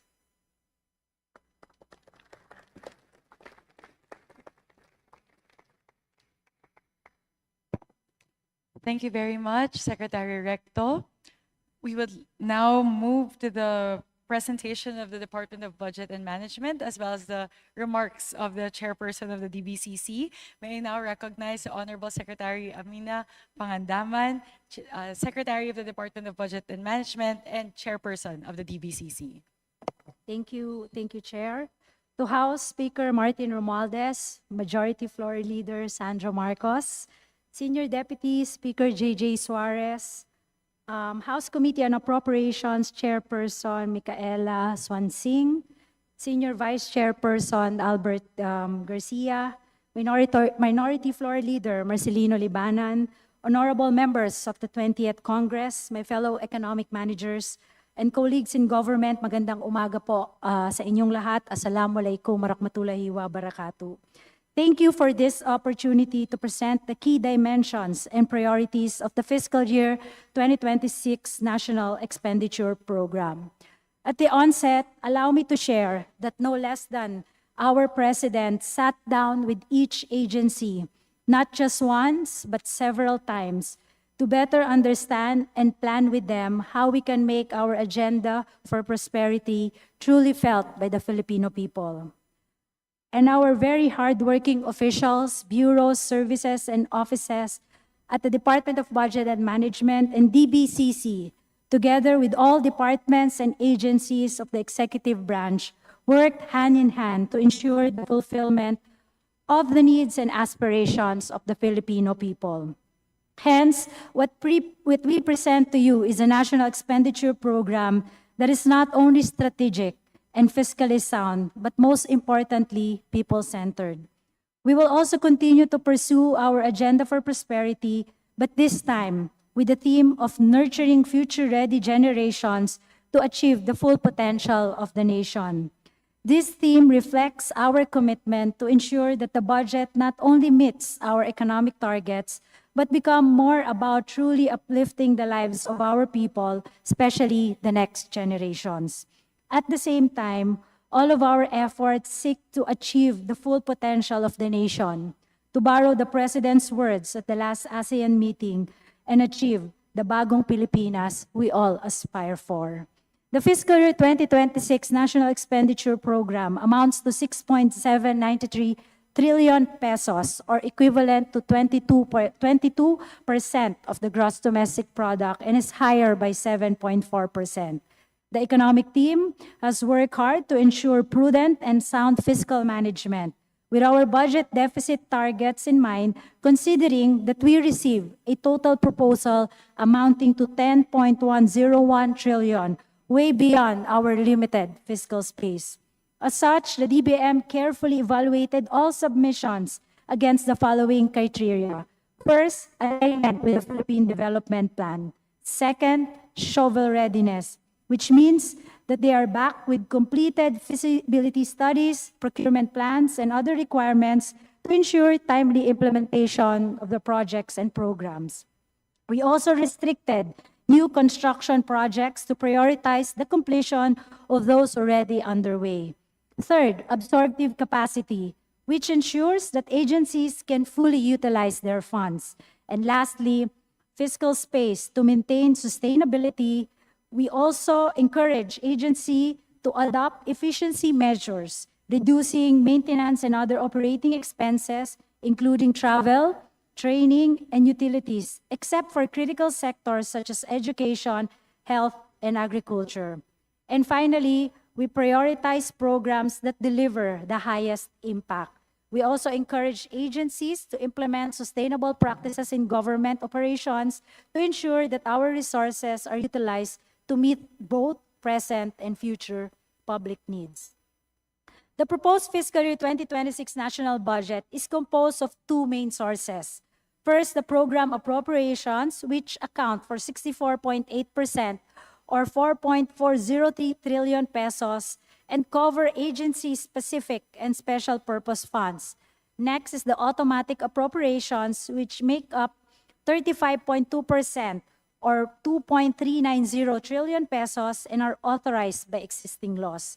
Meanwhile, the unprogrammed appropriations stand at 250 billion pesos, or 3.7%, which is way low of the total budget, which is way lower than the 4 to 5% threshold set by the multilateral organizations. Moving on to the dimensions of the proposed fiscal year 2026 national budget, by expense class, MOE will receive some 2.640 trillion pesos, the largest share at 38.9%, to fund the implementation of government programs and projects. This is followed by personal services expenditures with 1.879 trillion pesos, cornering 27.7% of the total budget, and reflecting a 15.1% year-on-year growth. This will fund the salaries and other PS benefits of government workers, including the requirements and creation and filling of positions.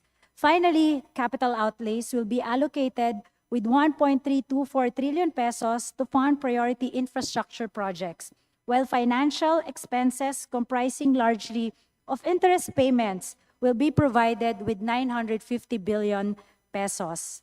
In line with our commitment to further empower every Filipino, we will allocate 34.1% of the proposed national budget for the social services sector with 2.314 trillion.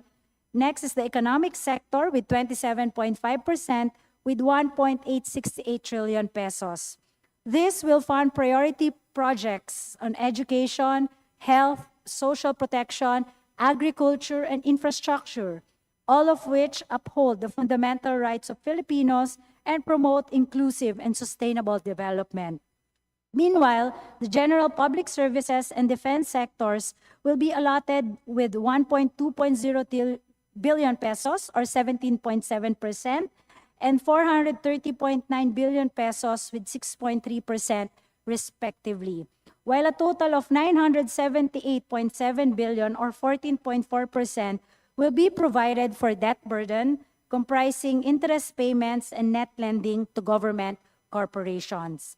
By recipient units, the national government agencies will receive 4.305 trillion pesos or 63.4% of the total proposed budget. While NGAs receive the largest share, it is only 4.5% higher than this year's budget, significantly lower than the overall budget increase, with most of the additional funds going to local government units and GOCCs. LGUs will receive 20% at 1.35 trillion pesos, excluding locally implemented projects funded through national agencies. Interest payments to creditors will amount to 950 billion pesos or 14%. And then finally, the GOCCs will be allocated with 188.3 billion pesos in the form of subsidy and equity support, as well as net lending assistance. On the proposed fiscal year 2026 national budget, 4.360 trillion pesos or 64.2% will be directly allocated to the regions. Of this amount, NCR will receive 902.3 billion pesos, Luzon with 1.660 trillion pesos, Visayas with 755.2 billion pesos, and Mindanao with 1.043 trillion pesos. The remaining 35.8% or 2.433 trillion pertains to the non-regionalized budget. This is composed of the nationwide and central office allocations amounting to 1.740 trillion and 689.7 billion respectively. Meanwhile, nearly 52% of our proposed national budget will go to the top 10 departments with the highest allocations, fulfilling our constitutional mandate and consistent with our commitment to advancing human capital development. The Department of Education will receive the largest share with 928.5 billion pesos or 13.7% of the total proposed 2026 national budget. With greater determination to nurture future-ready generations, while we consistently meet the constitutional mandate to give the education sector the highest budgetary priority, we are now doing even more to secure a better future for our children. We have significantly increased the budget for basic and higher education with 1.224 trillion pesos in order to meet the UNESCO's recommendation of allocating at least 4% of the country's GDP for education. This is a first, and we want to thank the President for supporting us as we ensure that the government immediately responds to the crisis in nutrition and early childhood development.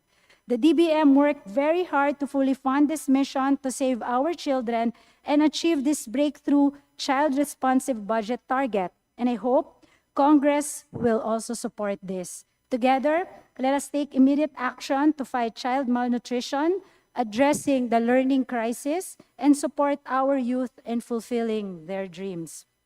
Moreover, education expenditures account for about 16.6% of the proposed budget, aligned with the UNESCO Education 2030 framework target of 15 to 20% of total public expenditures on education, even exceeding the global average of only 14.2%. This substantial allocation reflects our commitment to delivering quality education not only through basic and higher education, but also supporting the education needs of BARM and recognizing the important contributions of local governments in managing their special education fund. This means that for fiscal year 2026, we will create more teaching and non-teaching positions, deliver more laptops to our teachers, build more school buildings and classrooms, establish more child development centers, and give scholarships and job opportunities to more students. Ang lahat ng ito ay ginagawa po natin para sa ating mga kabataan dahil sa bagong Pilipinas, bawat bukas mahalaga. To complement this, we are also prioritizing health, social welfare, and labor and employment dahil bawat buhay mahalaga. We are also focusing on uplifting the lives of our farmers and ensuring our nation's food security dahil bawal butil mahalaga. Other departments in the top 10 are public works, defense, interior and local government, transportation, and the judiciary. Meanwhile, to ensure a whole-of-government approach in implementing the proposed fiscal year 2026 national budget, we will use the program convergence budgeting approach, an interagency effort to eliminate program duplication and align target beneficiaries, resources, and timelines across agencies as directed by our President.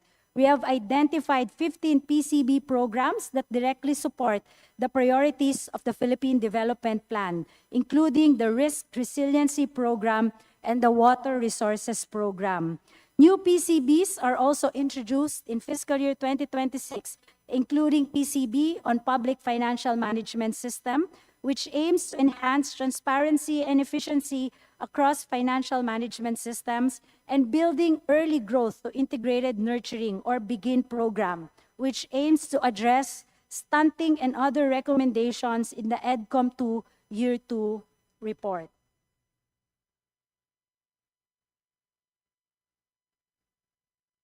These are just some of the key highlights of our proposed fiscal year 2026 national budget. To provide a more comprehensive overview of the government's priority programs and projects, we have also prepared a short video presentation. Sana po ay inyong pagtuunan ng pansin ang budget na ito. Dahil sa bawat programang inilaan dito, nakasalalay ang pag-angat ng buhay ng ating mga kababayan, lalong-lalo na po ang mga kabataan. Handa po ang DBM kasama ang buong gabinete na ipagtanggol ang fiscal year 2026 National Expenditure Program ayon sa malinaw at matatag na direksyon tungo sa isang bagong Pilipinas. Isang bagong Pilipinas kung saan natutupad ang mga pangarap ng ating mga kabataan, may lunas at pag-aaruga para sa mga may karamdaman at may agarang tulong para sa mga nasalanta. May sapat na suporta para sa ating mga magsasaka at may pagkain sa hapag ng bawat pamilya. At sa amin po, sa DBM, sisiguraduhin po namin na ang bawat pisong buwis ng taong bayan, bunga ng pawis at pagsusumikap, ay magbabalik bilang makabuluhang serbisyo at tunay na kaginhawaan para sa lahat. We will ensure that transparency and accountability are embodied in our budget. Dahil sa bagong Pilipinas, mahalaga ang buhay ng bawat Pilipino. Maraming salamat po.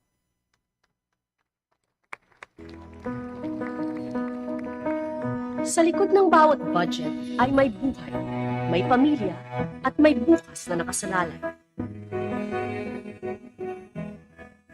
Dumating yung panahon na walang-wala, as in wala. Kakain lang kami sa umaga at saka sa gabi. Minsan po, napulok po yung palay namin kasi wala kami tataanan.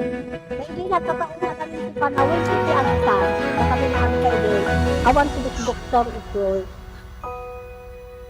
Ito ang mga boses sa likod ng mga numero. Boses na pinakikinggan at tinutugunan ng budget ng bayan. For fiscal year 2026, the proposed national budget amounts to 6.793 trillion pesos, prioritizing programs in line with the Philippine Development Plan 2023 to 2028. This is how we advance our agenda for prosperity by nurturing future-ready generations to achieve the full potential of the nation. Dahil sa bagong Pilipinas, mahalaga ang buhay ng bawat Pilipino.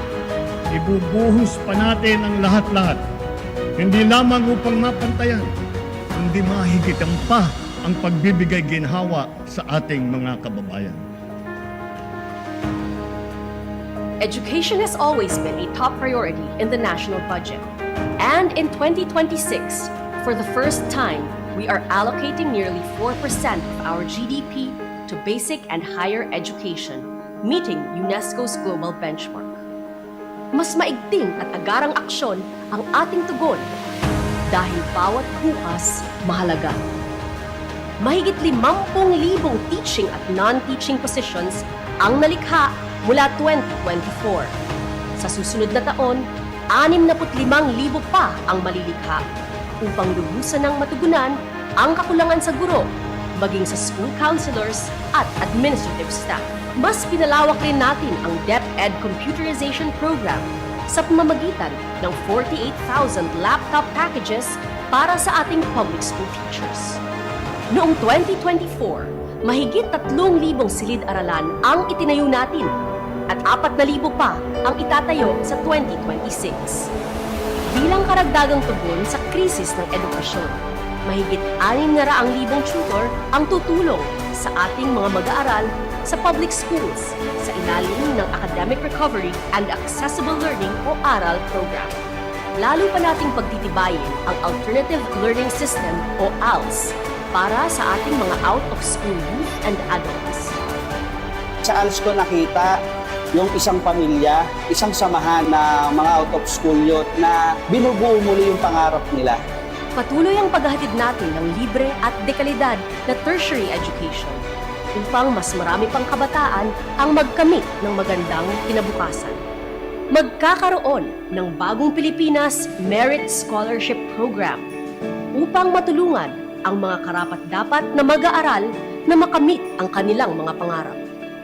Dahil hangad natin na sa lalong madaling panahon, ang bawat isang pamilya ay may anak na nakapagtapos ng kolehiyo o sa TESDA. Upang mas maraming Pilipino pa ang magkaroon ng kakayahang kumita, magtrabaho at umasenso, mas palalawakin pa ang technical education and vocational training ng TESDA. Malaking tulong kasi tulad dati parang mag-aalangan ka kasi wala kang alam. Ngayon parang taas noo ako na sobrang proud ako natapos ko. Pag nag-aral ka ng TESDA, professional ka na po talaga. Mananatiling prioridad ang kalusugan dahil bawat buhay mahalaga. To ensure equitable access to quality healthcare, we are increasing the budget for DOH hospitals in Metro Manila and other regions.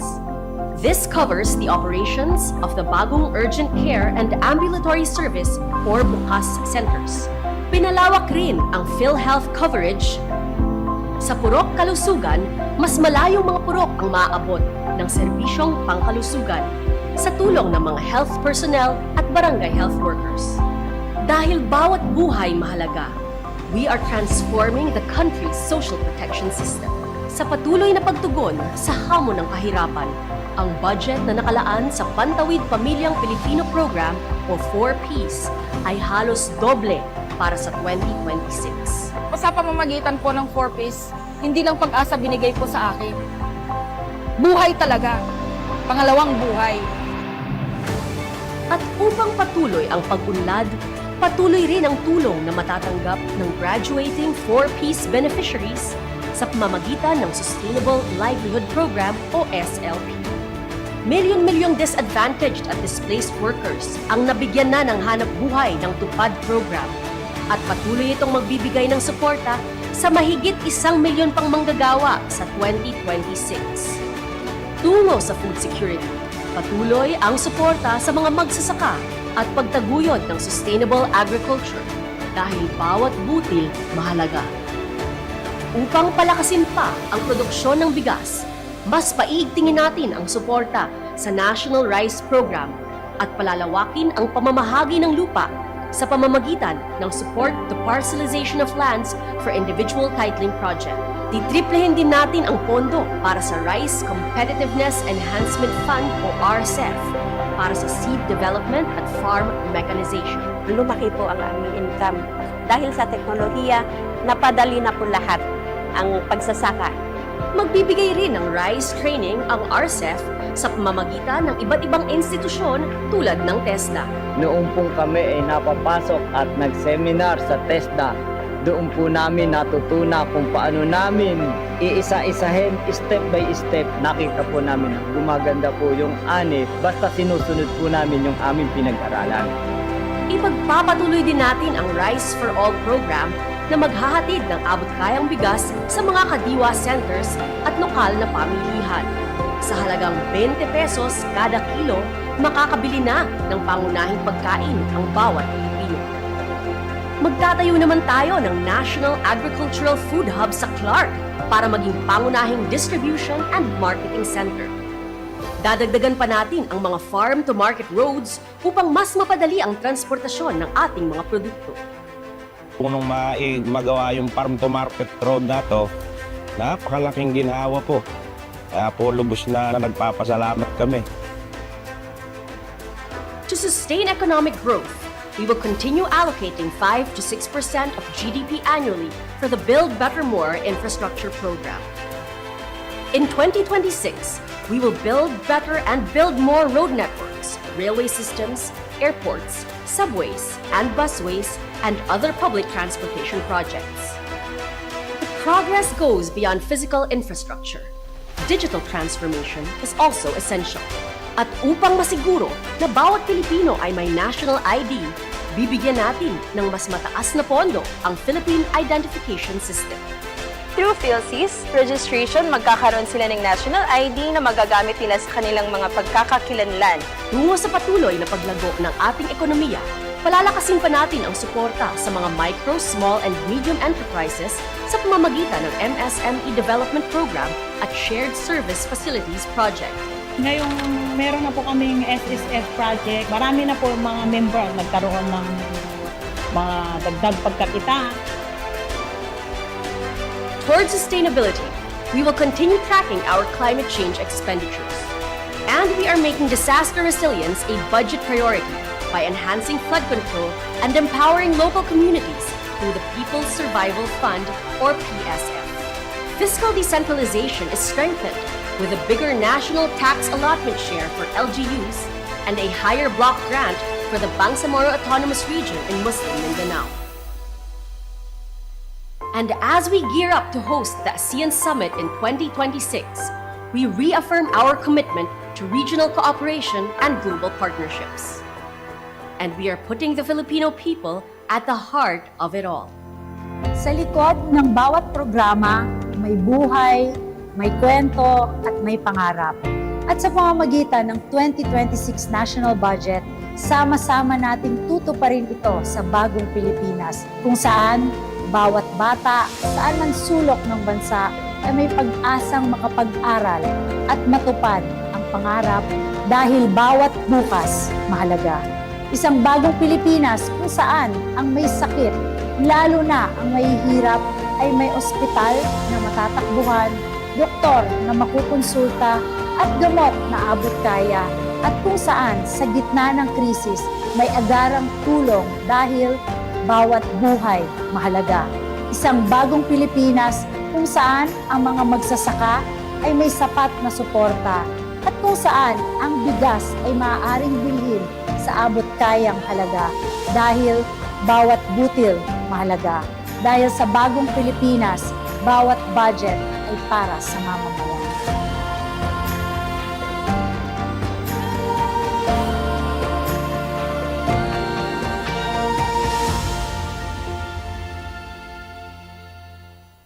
Thank you very much, and we are ready to answer your questions, Madam Chair.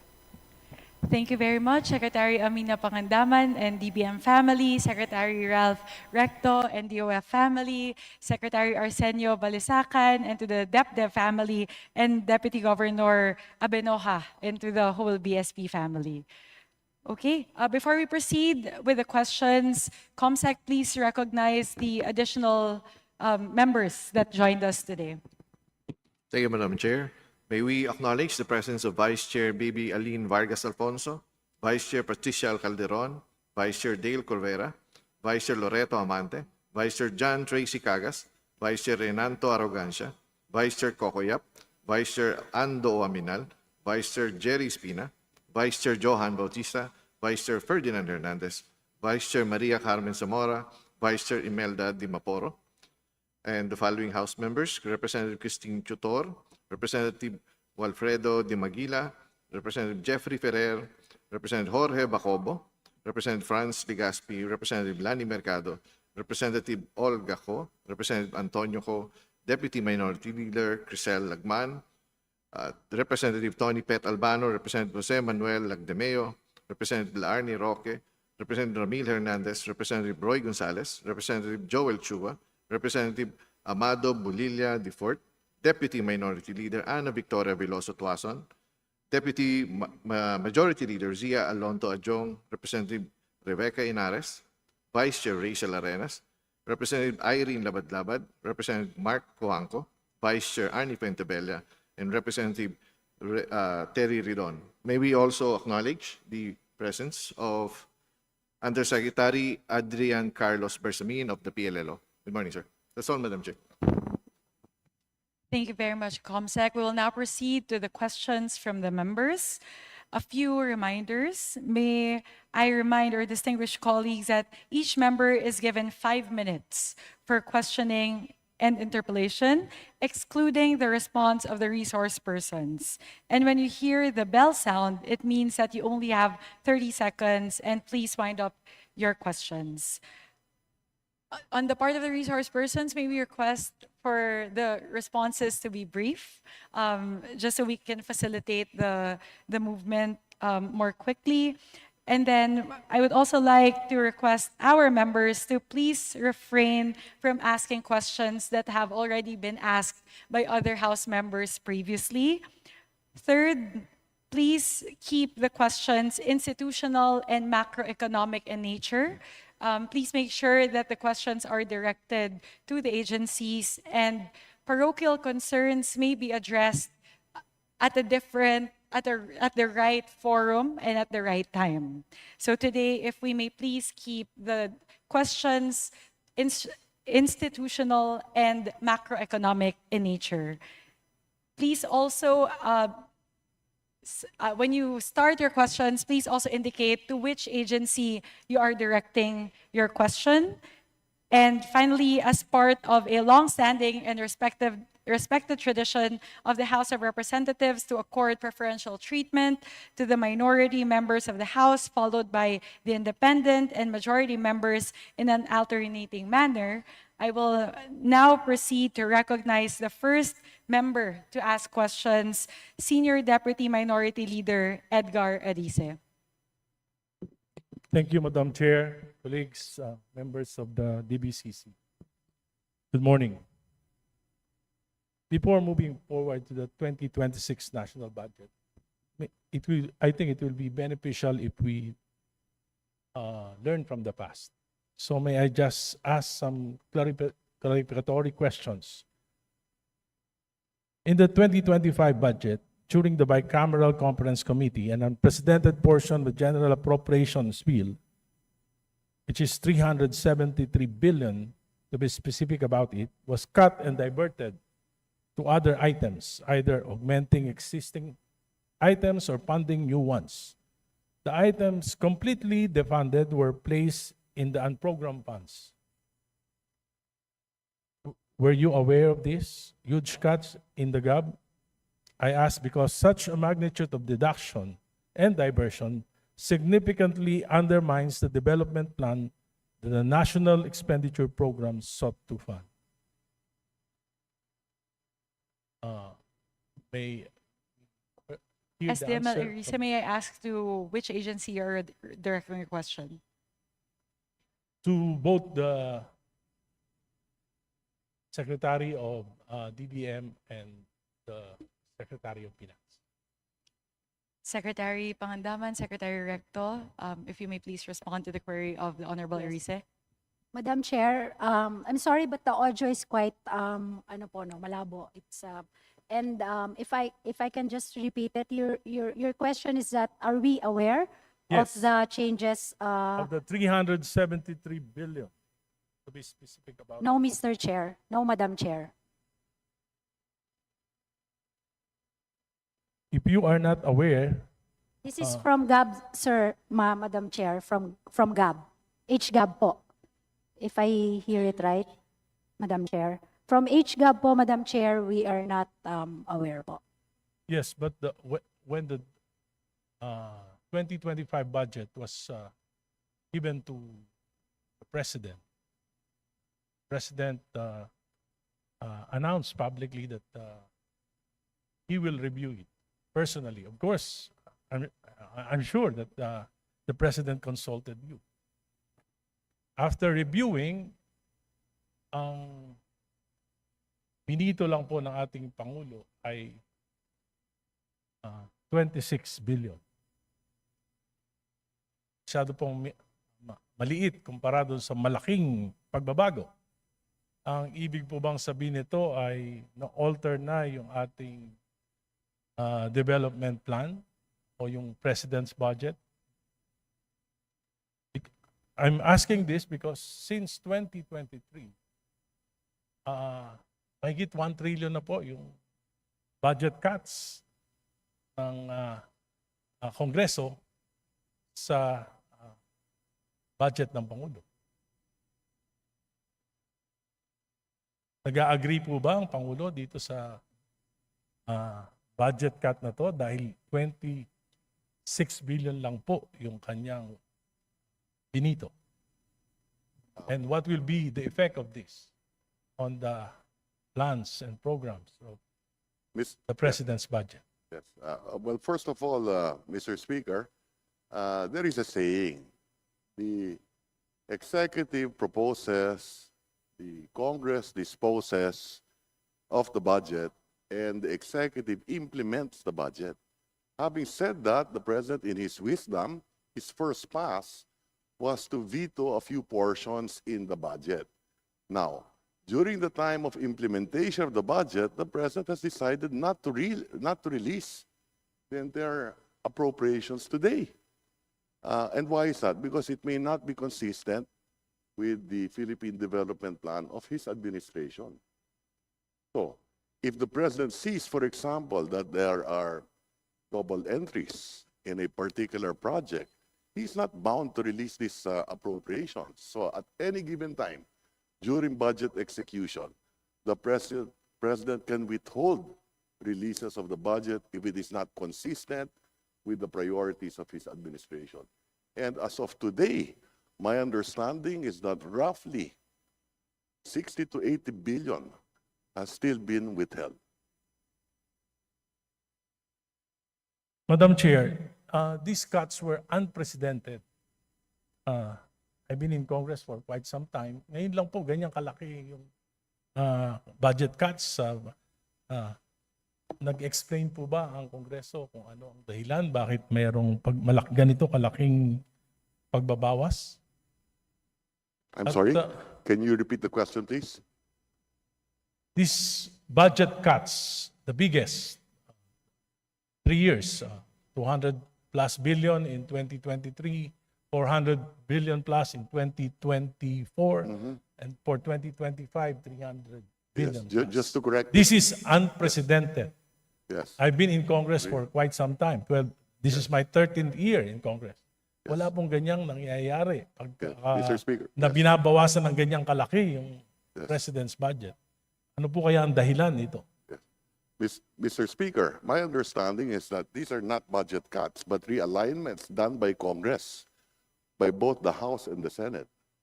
Yes, but this is budget Everything- cuts as far as the president's programs, development programs. That's correct. So, And ano po kaya ang dahilan? Ano po ang binigay na dahilan ng Kongreso kung bakit?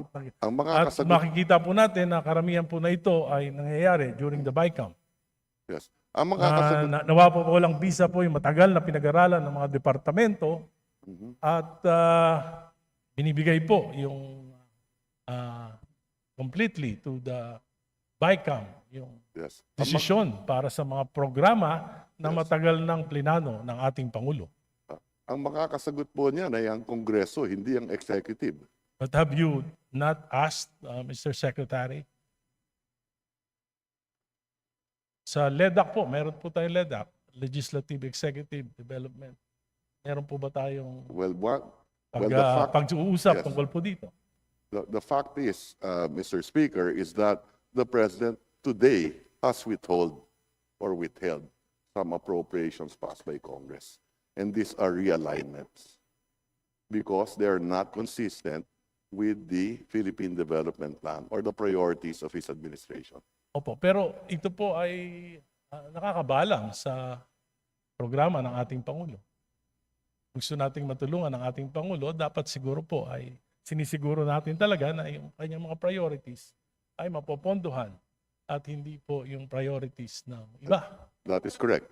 At yan ang panawagan ng ating At Pangulo. kayo po Yeah. ang DBM at ang Secretary of Finance at ang Department of Development siguro po ang dapat na manguna. Dahil natatandaan ko po yung mga Pangulo, pag binabago yung kanilang budget, talagang hindi sila pumapayag.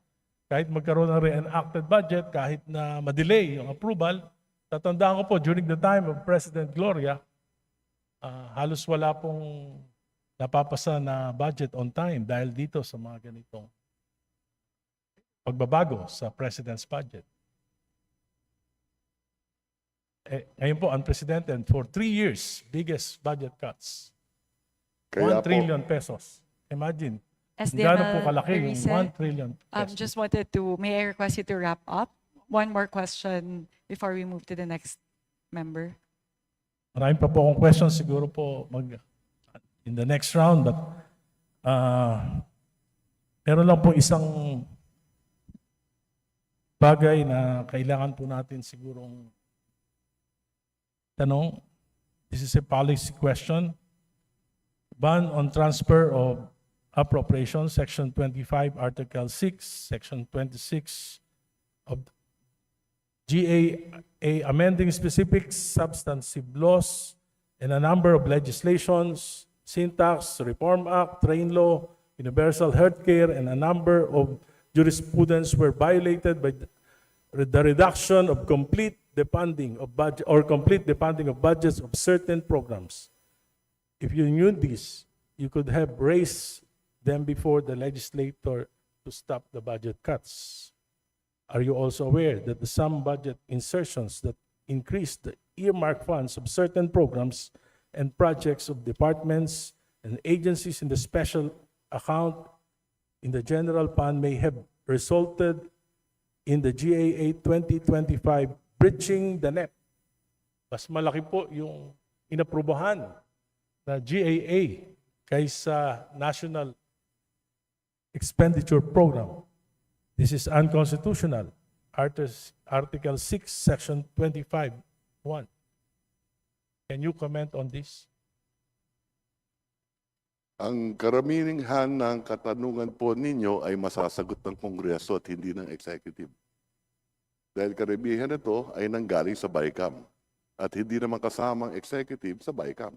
But before the President should sign the GAA, siguro po dapat malaman niya kung talagang unconstitutional yung kanyang pipirmahan. Kung ito po ay sumobra, yung GAA po ay sumobra dun sa pernisinta ng executive na National Expenditure Program, ay dapat siguro po bago na pirma ng Pangulo ay napag-aralang mabuti ito. From what I know, the President vetoed a portion of the budget and which reduce the General Appropriations Act? He vetoed several items in Mr. Secretary on the Department of Public Works and Highways. Dahil ito po ay maaring lumaki dun sa budget ng DepEd. Meron pong constitutional question dito. Pero po ang tinatanong natin ngayon, are you aware kung talaga bang yung ating GAA ay sumobra sa halaga ng ipresinta ng Executive Department na National Expenditures Program? We are not aware, Mr. Speaker. Maybe we can go back on this later because there were figures presented by one of our members during a privileged speech that shows that the GAA is bigger than the NEP. Thank you, Mr. Speaker. Thank you very much, SDML Erice. We'll now move to the next member to ask questions, the Honorable Toby Chanco from the Independent Bloc. Yes, Madam Chair. The highlight of the President's SONA was nung sinabi na mahiya naman kayo, initiative, errata for the boys SOP. So ang initiative at errata ay nanggagaling po yan sa Kongreso. Kaya nga medyo nahirapan si Sec Ralph na sagutin kung paano nabawasan yung iba dahil talagang Kongreso po may alam yan. At dalawang pagkakataon po yan, sa BICAM at sa Small Committee. So I would like to ask the Chair to furnish all of the members the signed report of the Small Committee for 2025. Wait, bakit gumagalaw yung oras ko? Hindi naman kasama yung sagot.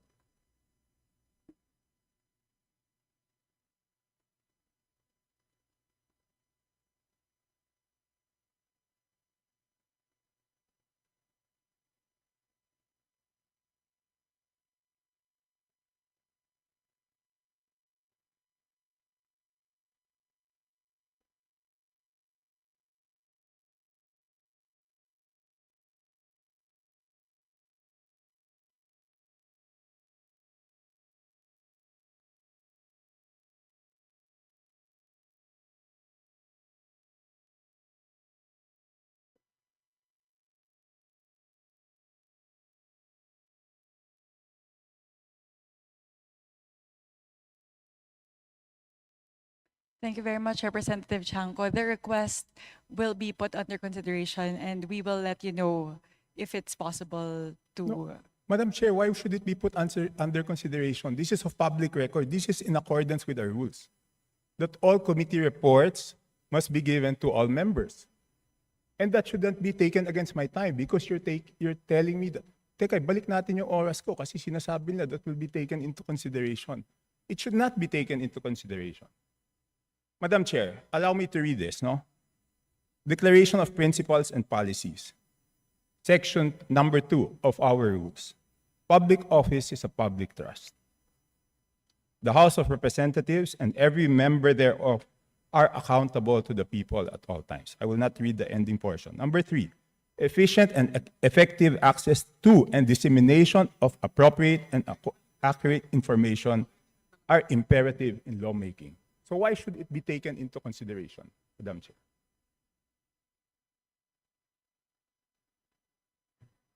This representation was not the Appropriations Chair at the time.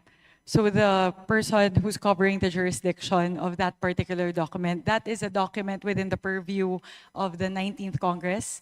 Given that we've now crossed over to the 20th Congress, we would need to consider that request. Madam Chair, that's not acceptable. This is public records. Pareho pa naman yung COMSEC natin. At yan dapat linalagay sa archives. Do I have to read the rules again regarding archives of all documents?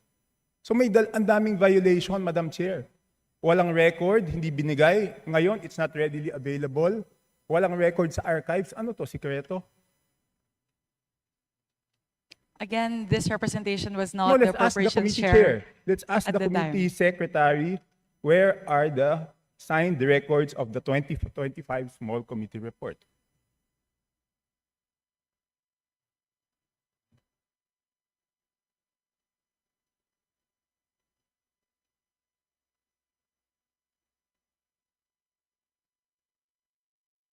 Madam Chair, simple lang to kung electronic copy, dapat lahat may electronic copy.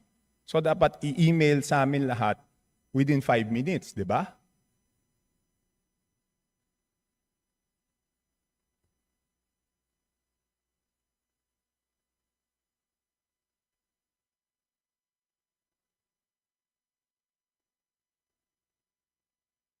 Meeting suspended.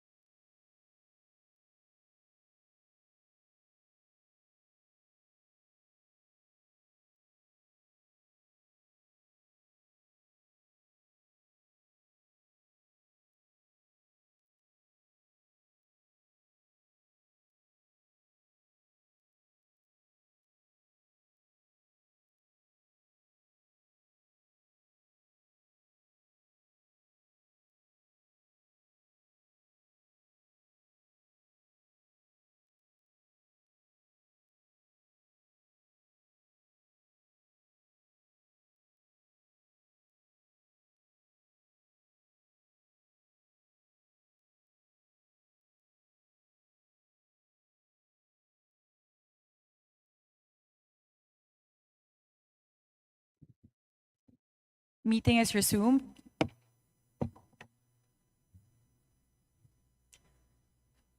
As a response to the Honorable Chanco, we will look into the records and look at the Madam Chair. particular item. The subject matter of today's hearing is the briefing on the 2026 budget. So this is an internal matter that may No, be it's taken not. up with the Committee on Appropriations No, it's not. separately. So Madam we would, Chair, starting Wednesday, tatanungin natin yung mga departamento, paano nila ginastos yung budget nila. Paano natin sila tatanungin kung paano nila ginastos yung budget nila kung hindi natin alam paano sila nabawasan at paano sila nadagdagan. we So will be able to scrutinize the performance of the different agencies as well as the utilization of the different line items based on the 2025 performance. No. So this does not preclude us from doing that scrutiny. Meron ba o wala? We would Mer- have to look into the records. How May can- I ask exactly what you are asking for? The small committee report of the 2025 budget that has just asked the COMSEC kung meron o wala. Kung meron, why was it not filed sa archives based on our rules 15 days after? So meron ba o wala? Simple. Kung meron, bakit hindi na-file sa archives? Kung wala, I will let you proceed, Madam Chair. I will not hold this budget hostage. Gusto ko lang malaman, meron o wala? The HGAB itself, the output of the small committee is already embedded into the HGAB itself. So that's the report. That's the output of the small It's committee. not the report, Madam Chair. Based on our rules, each committee must come out with a report. No committee is exempted from coming out with a committee report.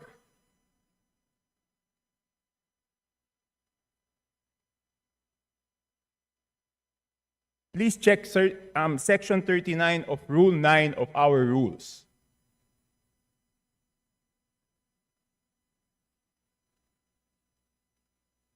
Kasi di ba kung meron, ang dali-dali naman, di ba wala?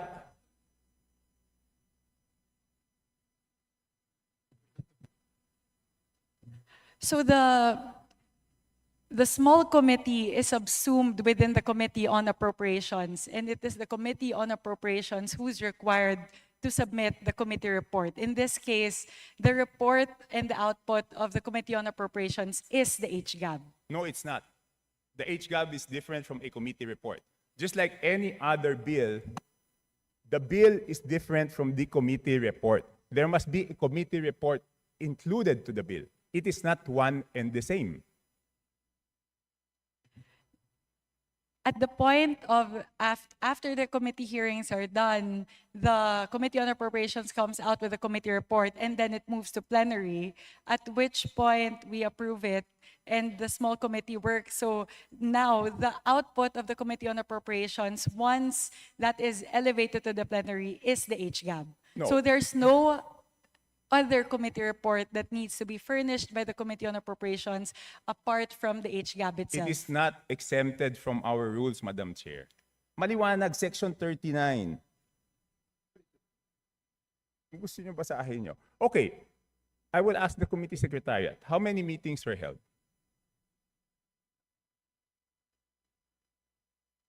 There were 2 meetings. 2 meetings.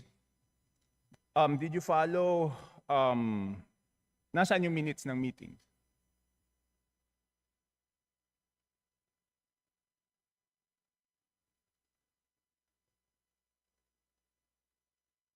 Where were the meetings held? What date?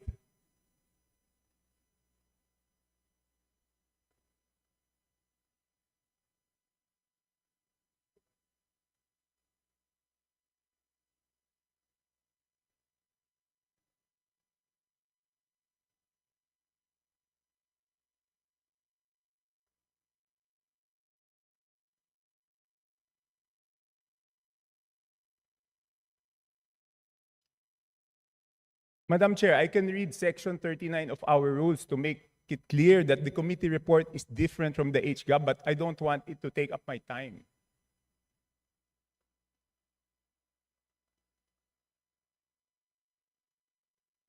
Iba po yun eh, kasi tignan nyo yung BICAM. Di ba may BICAM report? Doon sa BICAM report, teka muna, ba't umaandar yung oras ko? Hindi pa nila natatapos yung isyong rineraise ko. Doon sa BICAM report, nakasulat, okay, yung BICAM report, pinipintasan natin. Pero yung BICAM report, may nakasulat doon kung alin yung nabawasan, alin yung nagdagdagan. Dito sa HGAB, wala tayong makita kung alin yung nabawasan, alin yung nadagdagan.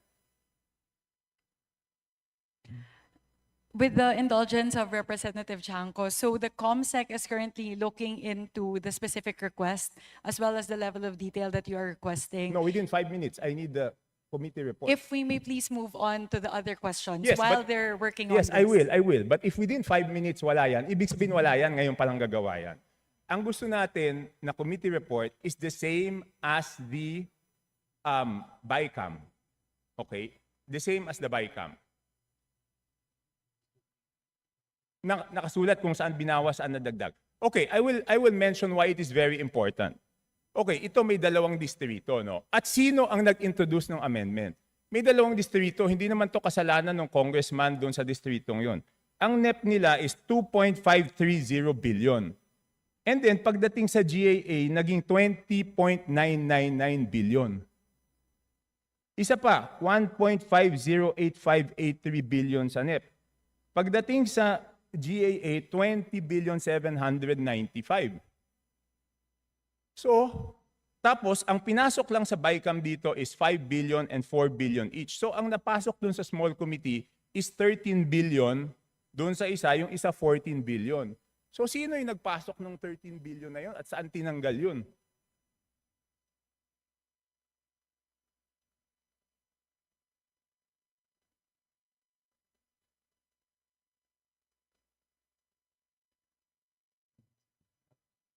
So again, the small committee is subsumed within the Committee on Appropriations, and it is not required to render a No, separate I committee did- report. The rule that you are citing, Honorable Chanco, pertain to standing committees. And the mother committee in this case of the small committee is the Committee on Appropriations. Yes, but did we exempt the Committee on Appropriations not to submit a committee report? No. Again, the committee report of the Committee on Appropriations at the plenary level is the HGAB itself. Yeah, but all meetings, dito sa ating rules, all meetings must be on record. So it's not only the committee report, dapat yung small committee na yon, meron silang report na finurnish lahat. Again, if with the indulgence of the Honorable Chanco, the COMSEC is looking into the request, if we may move to the next question. Okay, I will move to the next question. Thank so you very mukhang much. wala talaga. Signed committee report showing ano yung binawa, saan napunta. Okay. So it's only now, Madam Chair, that you found out that there is no small committee report?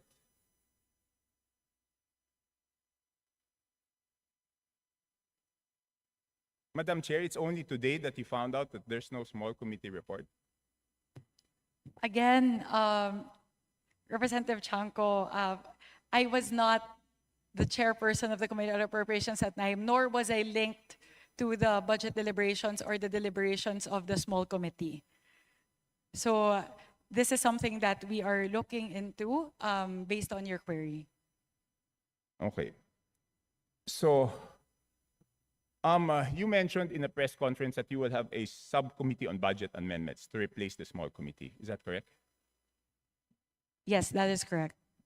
Does it mean that we will now strictly follow section 56 and 57 of our rules? That before after we approve on second reading, no further amendments will be made? Yes, that is correct. So, lahat ng individual amendments will be tackled before approval on second reading? All amendments of institutional nature will all be included in the version of the bill that will be approved on second reading. No, not institutional. I'm referring to committee and individual amendments. Technically speaking, yes, both committee and individual amendments as moved, as tackled during the period of amendments in the plenary. So after the second reading, wala na pong babaguhin? Yes, that is correct. Okay. Sumunod, sino po ang mga miyembro ng small committee at paano sila pinili? As of now, it's an ongoing discussion. It will not be small. The subcommittee on budget amendments. Yes. So we are looking into representatives nominated by each of the political parties, plus the party list coalition, plus members of the minority. So we are looking at least 10 members. So discussions are still ongoing, so I'm unable to say definitively how many the members are and who the members are. So sinabi niyo po, political parties, majority, minority. That is correct. Bakit wala pong representative ang independents?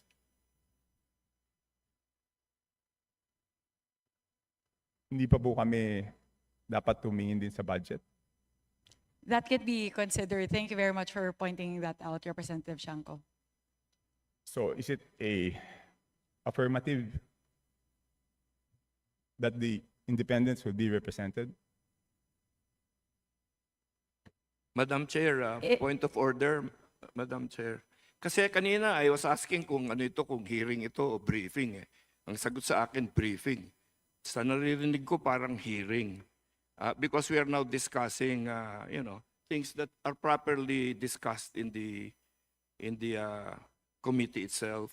So, with apologies to my friend Congressman Chanco, baka maybe that can be discussed in a formal APRO meeting kasi we have our resource persons here that probably are wondering why they are listening to all of this. And so that also the briefing can proceed, Your Honor. Yes, to my friend, of course, the respected Honorable Puno. But on Wednesday, we will ask them how they spent their funds. So I think we all also should know whether they were deducted funds or added funds before we ask them how they. Di ba po parang pag kahit bata, pag humingi ng allowance, bago humingi ng bagong allowance, titignan muna kung paano ginastos, di ba? So, and I'm winding up. Puno, Congressman Puno.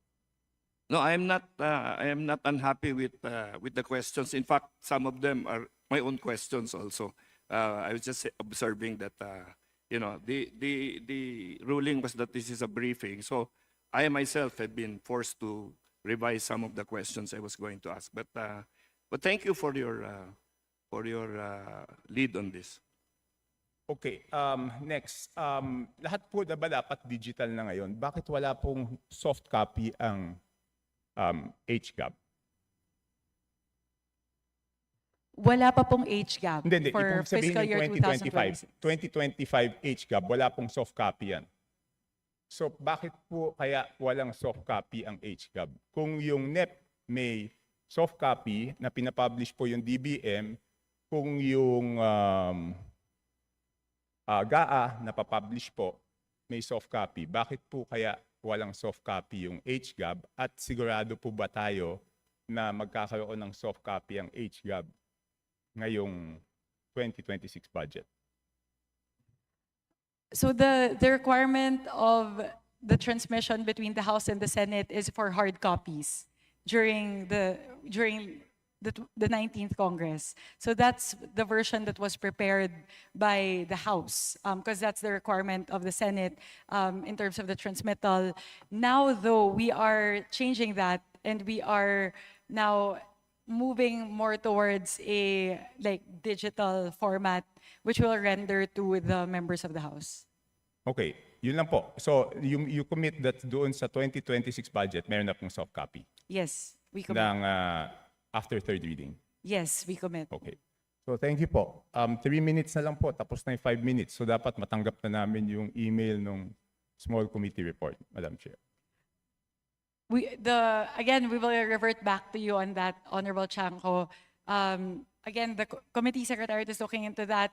This is something that we can discuss internally. It's an internal matter of the Committee on Appropriations. So I would also not want that to hinder all of the other members to ask their questions pertaining to the 2026 fiscal year budget. So if we can get back to you on that, again, I can also ask the COMSEC to sit down and tackle the request, which we will put under consideration. No, Madam Chair, I don't need to sit down with the COMSEC. I am just requesting that each and every member of the House be given the copy of the small committee report wherein makikita po kung saan po nagbawas kasi walang madadagdag kung walang binawas.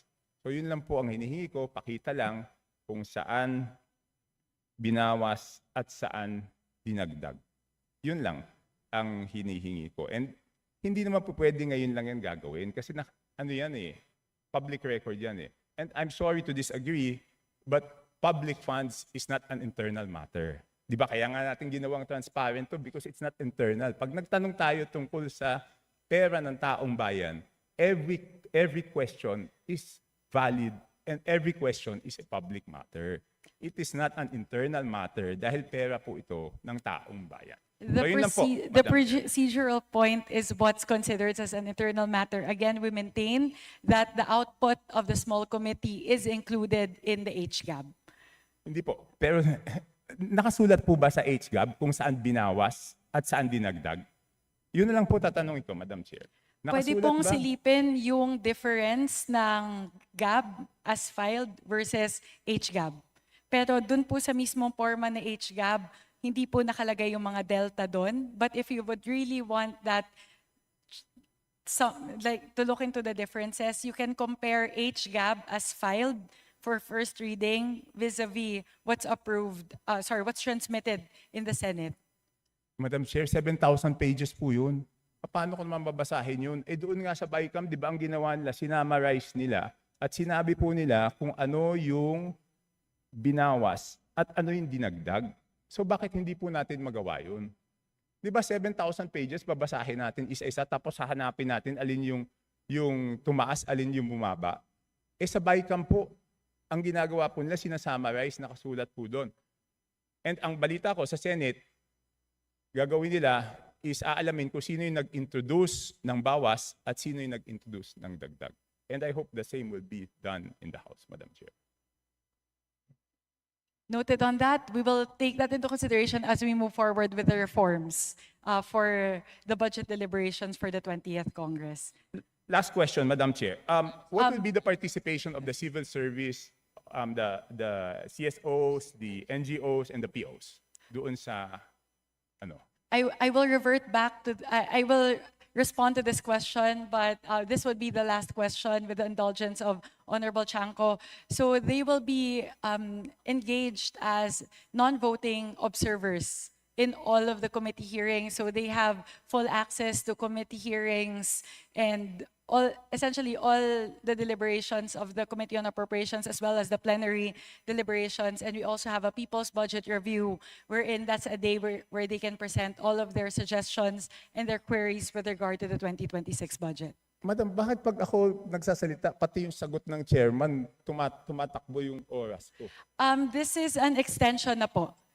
Yeah, A while ago, the countdown was in accordance to the length of your questions lang po. Yes, Congressman Erice was given 3.49 minutes extension. I was stopped at 2 minutes. So last question po. So any CSO, any NGO, any PO who wants to join and volunteers to join will be welcome. Kahit sino po. Wala tayong pipiliin. Again, last question na po talaga. I will revert back to this because it's public knowledge already. The accreditation guidelines for CSOs who would want to engage in the budget process has been publicized by the task force, by the Office of the Secretary General. So all interested parties who would want to apply may go through that accreditation process. My apologies, Representative Chanco. This is the last question. The COMSEC may also now furnish you with the accreditation guidelines. Yeah, okay. So that's my last question, but I just want to manifest 5 minutes has passed and the small committee report has not been sent to any of the members. That's on the record, Madam Chair. Thank you, Representative Chanco.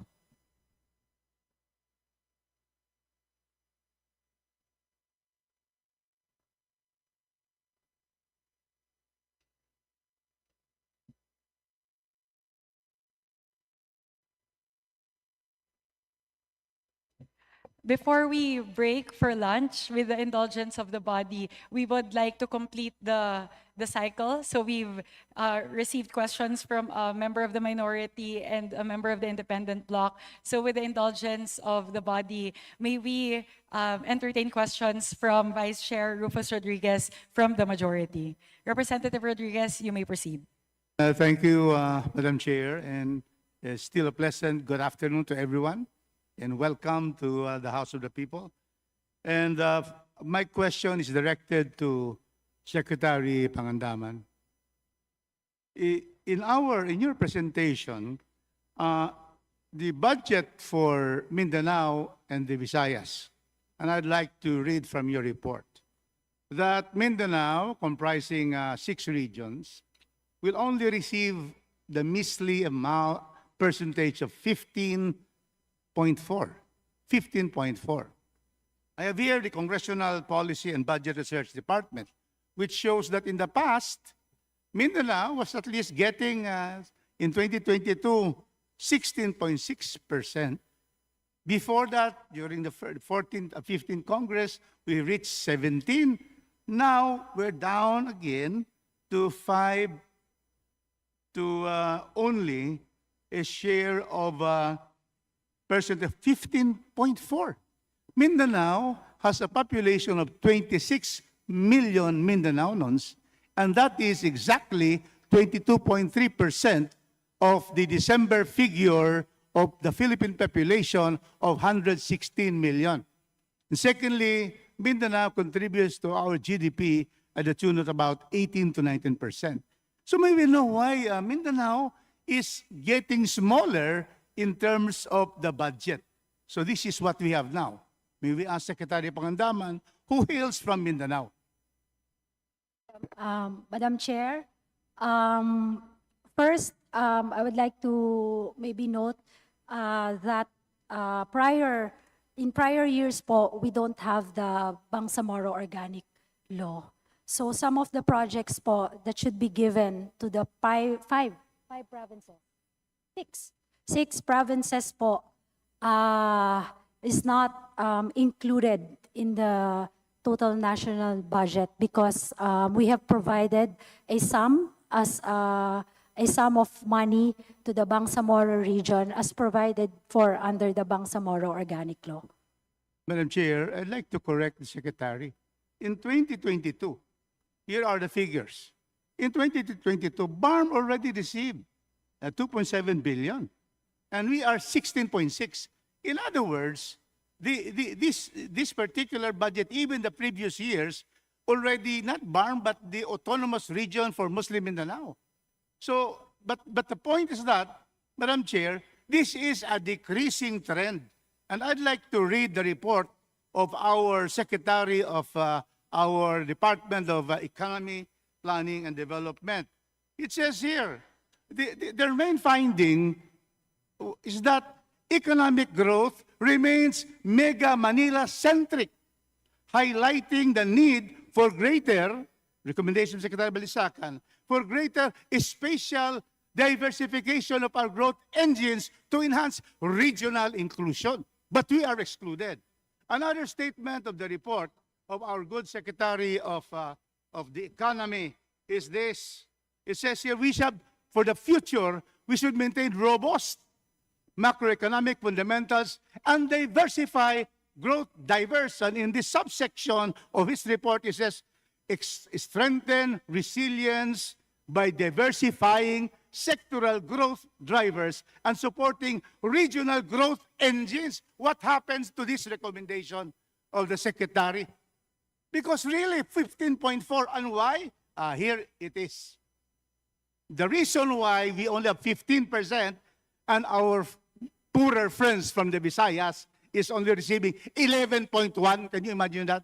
The Visayas gets only 11.1. We get 15.4. And the reason for that is here in the report of the Honorable Secretary. Because nationwide is 25%, that's all right. But then central office gets 10%, 10.2. Why will the central office, reserve 10%? This will be the pork barrel of the cabinet members. It should be pushed already to the regions and improve the region, especially Mindanao and the Visayas. We are not going against Luzon. Luzon, Madam Chair, gets 24%. Mindanao gets 15%. Luzon, excluding NCR. NCR gets 13.3%. We will not complain about that. But we will ask that we improve the figures and the percentage of Mindanao by having the central office give that to the regions where the projects are needed. Madam Chair, that's true. I agree po with our Congressman Rodriguez. Some of the projects and programs within the 2026 budget are lodged under the nationwide and central office of each of the departments. For example, the foreign assisted projects, there are some that are really for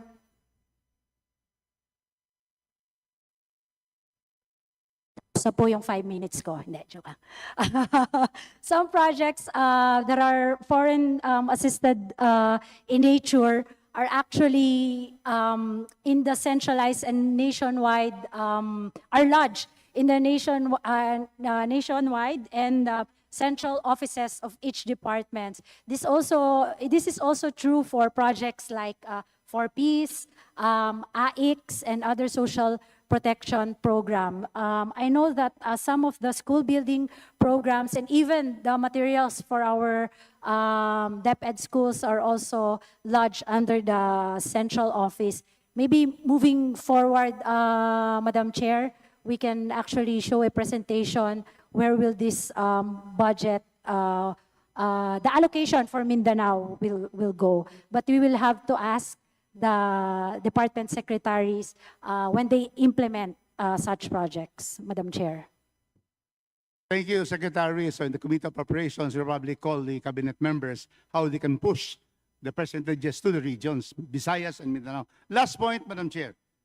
Now we go to the regional allocation for agriculture. Very important. Mindanao is said to be the breadbasket of our country, and it thrives on agriculture. Now, if you can see here, the allocation of agriculture in Mindanao from 2025, it was 14.3, still small, but this 2026, it's smaller. It's now 12.2. Can you imagine? Instead of increasing the percentage of Mindanao in agriculture, 14.3 this year, it now becomes 12.2. What is the explanation of the DBM and the DBCC, the Development Budget Coordination Council Committee, on the reduction of Mindanao? Why reduce Mindanao when we are the breadbasket providing 40% of all the food in the country? So bakit? So maybe know now the answer. Madam Chair, just two points. On that If I question. may, Secretary Pangandaman, Representative Rodriguez, the time is up, so this would be your last question. I Representative. agree. I always follow the chair.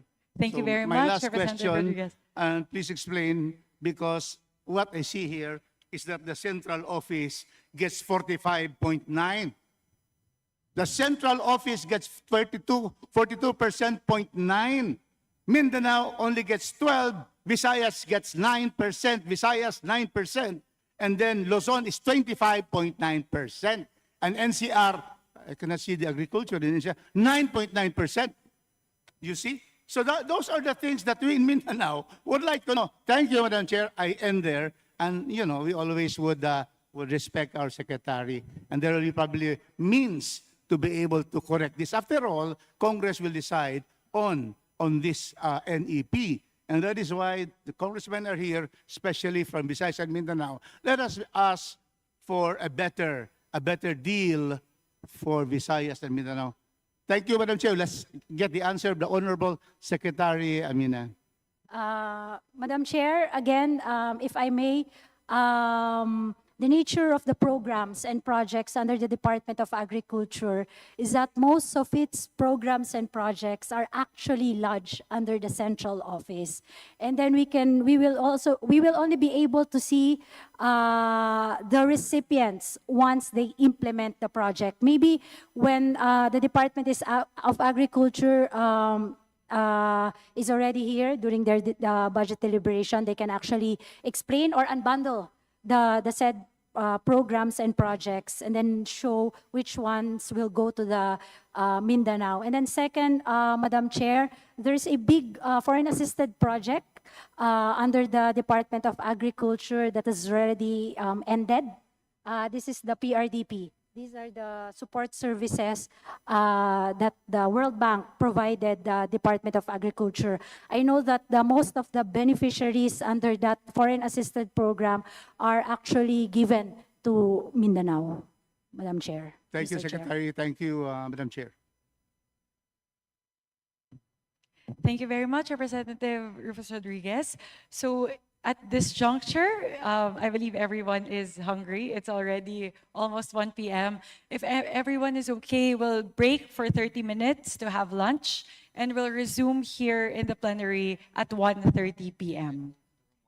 And then and to give way to the plenary session this afternoon, we'll move to Romualdez Hall at around 2:30 p.m. So,